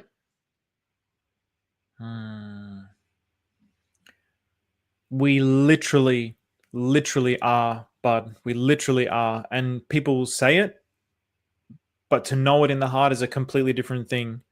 And I really hope, I mean, the science says it. It says it, but we're still not behaving like it. We're still not behaving like it. I mean, if we truly knew it in our heart, then when somebody attacks you, in my meditation, we call it thorns. So you're poking somebody with your mind, your thorns. And then what happens? This is what happens. Then somebody pokes with a thorn, and then your thorn stabs back, and then it stabs back, stabs back, stabs back, stab back. And then what did you do? You've just created this cycle of negativity that you've both now kept in your mind. And what does that do? It adds to that energy in the world. Get rid of the fucking shit from your mind. Your mind is the poison. It's your own mind, your own self, your own ego. Do you know how many times that I also want to bite back at people? And I hope he's not listening to this, and if he is, I apologize in advance, but Kyle Cruz calling me a young boy, and he's promoting Hex. And it's like, do you even see the issue with Hex? He's criticizing me as someone who doesn't know what I'm talking about, and I'll put my hand up and say, I do not know all the things in the world. I don't have all the answers, but I also want to fight back at that. I have an opinion that's just like, man, that really pisses me off. It's so disrespectful. But I'd humble myself and I just die. I just keep dying, because what is that ever going to do? And it's not an easy thing to do, but the consciousness is really like, fix the money, fix the world, fix the consciousness as well. We got to do it all at the same time. So I really hope people do a lot of personal development as well. I don't want to be like going on and on about it, but it's just so important for this new world that we're building. We can't come into this new world with the same mind. It's just we're just going to have the same corruption, the same ego, the same problems that we've had for thousands and thousands of years that are going to corrupt this new system. And I don't want that. Because what's the point? May as well just give it up now and throw it in the bin, and let's go with the CBDCs. So, well, let Carl Cruz argue with the fucking wall, brother. Right? Like, who gives a shit what he says? Doesn't mean anything. And if you're a person that projects negativity into the world, you suck, right? Like, it's okay to push the mute button. I mean, if you find me offensive, exclude me from your life. Perfect. I'm not going to miss you. It's cool. Like, if I resonate with you, awesome. If not, that's okay. But if you think that you got to put thorns out, you suck as a human, and I don't want to be around it. So that's why I don't argue with folks. You know, see ya. That's it, brother. Yeah, that's it, man. That's it. All right, boys, gentlemen. Anyone else before we close up? Do not allow my overconfidence to offend your insecurity. That's Amen. That's the quote Deion Sanders said. Do not allow my overconfidence to offend your insecurity. Basically, just stay with your conviction and just, block it out. Thanks for having us on, Stevie. Thanks a lot, gentlemen. What an absolute pleasure. A great way to spend a Sunday. You guys, it must be very late for all of you. Maddie, you're probably extremely tired. Everyone's going late into the night. So thanks, everyone, for joining. Thanks again. We're going to have more of these in the future. Anyone is free to come up. It's not everyone. This is for everyone. We're a community. We're one. So let's really be like this. So everyone who's contributed in the chat, everyone who's positively contributed, thank you very much. Everybody, enjoy the rest of your day and your night.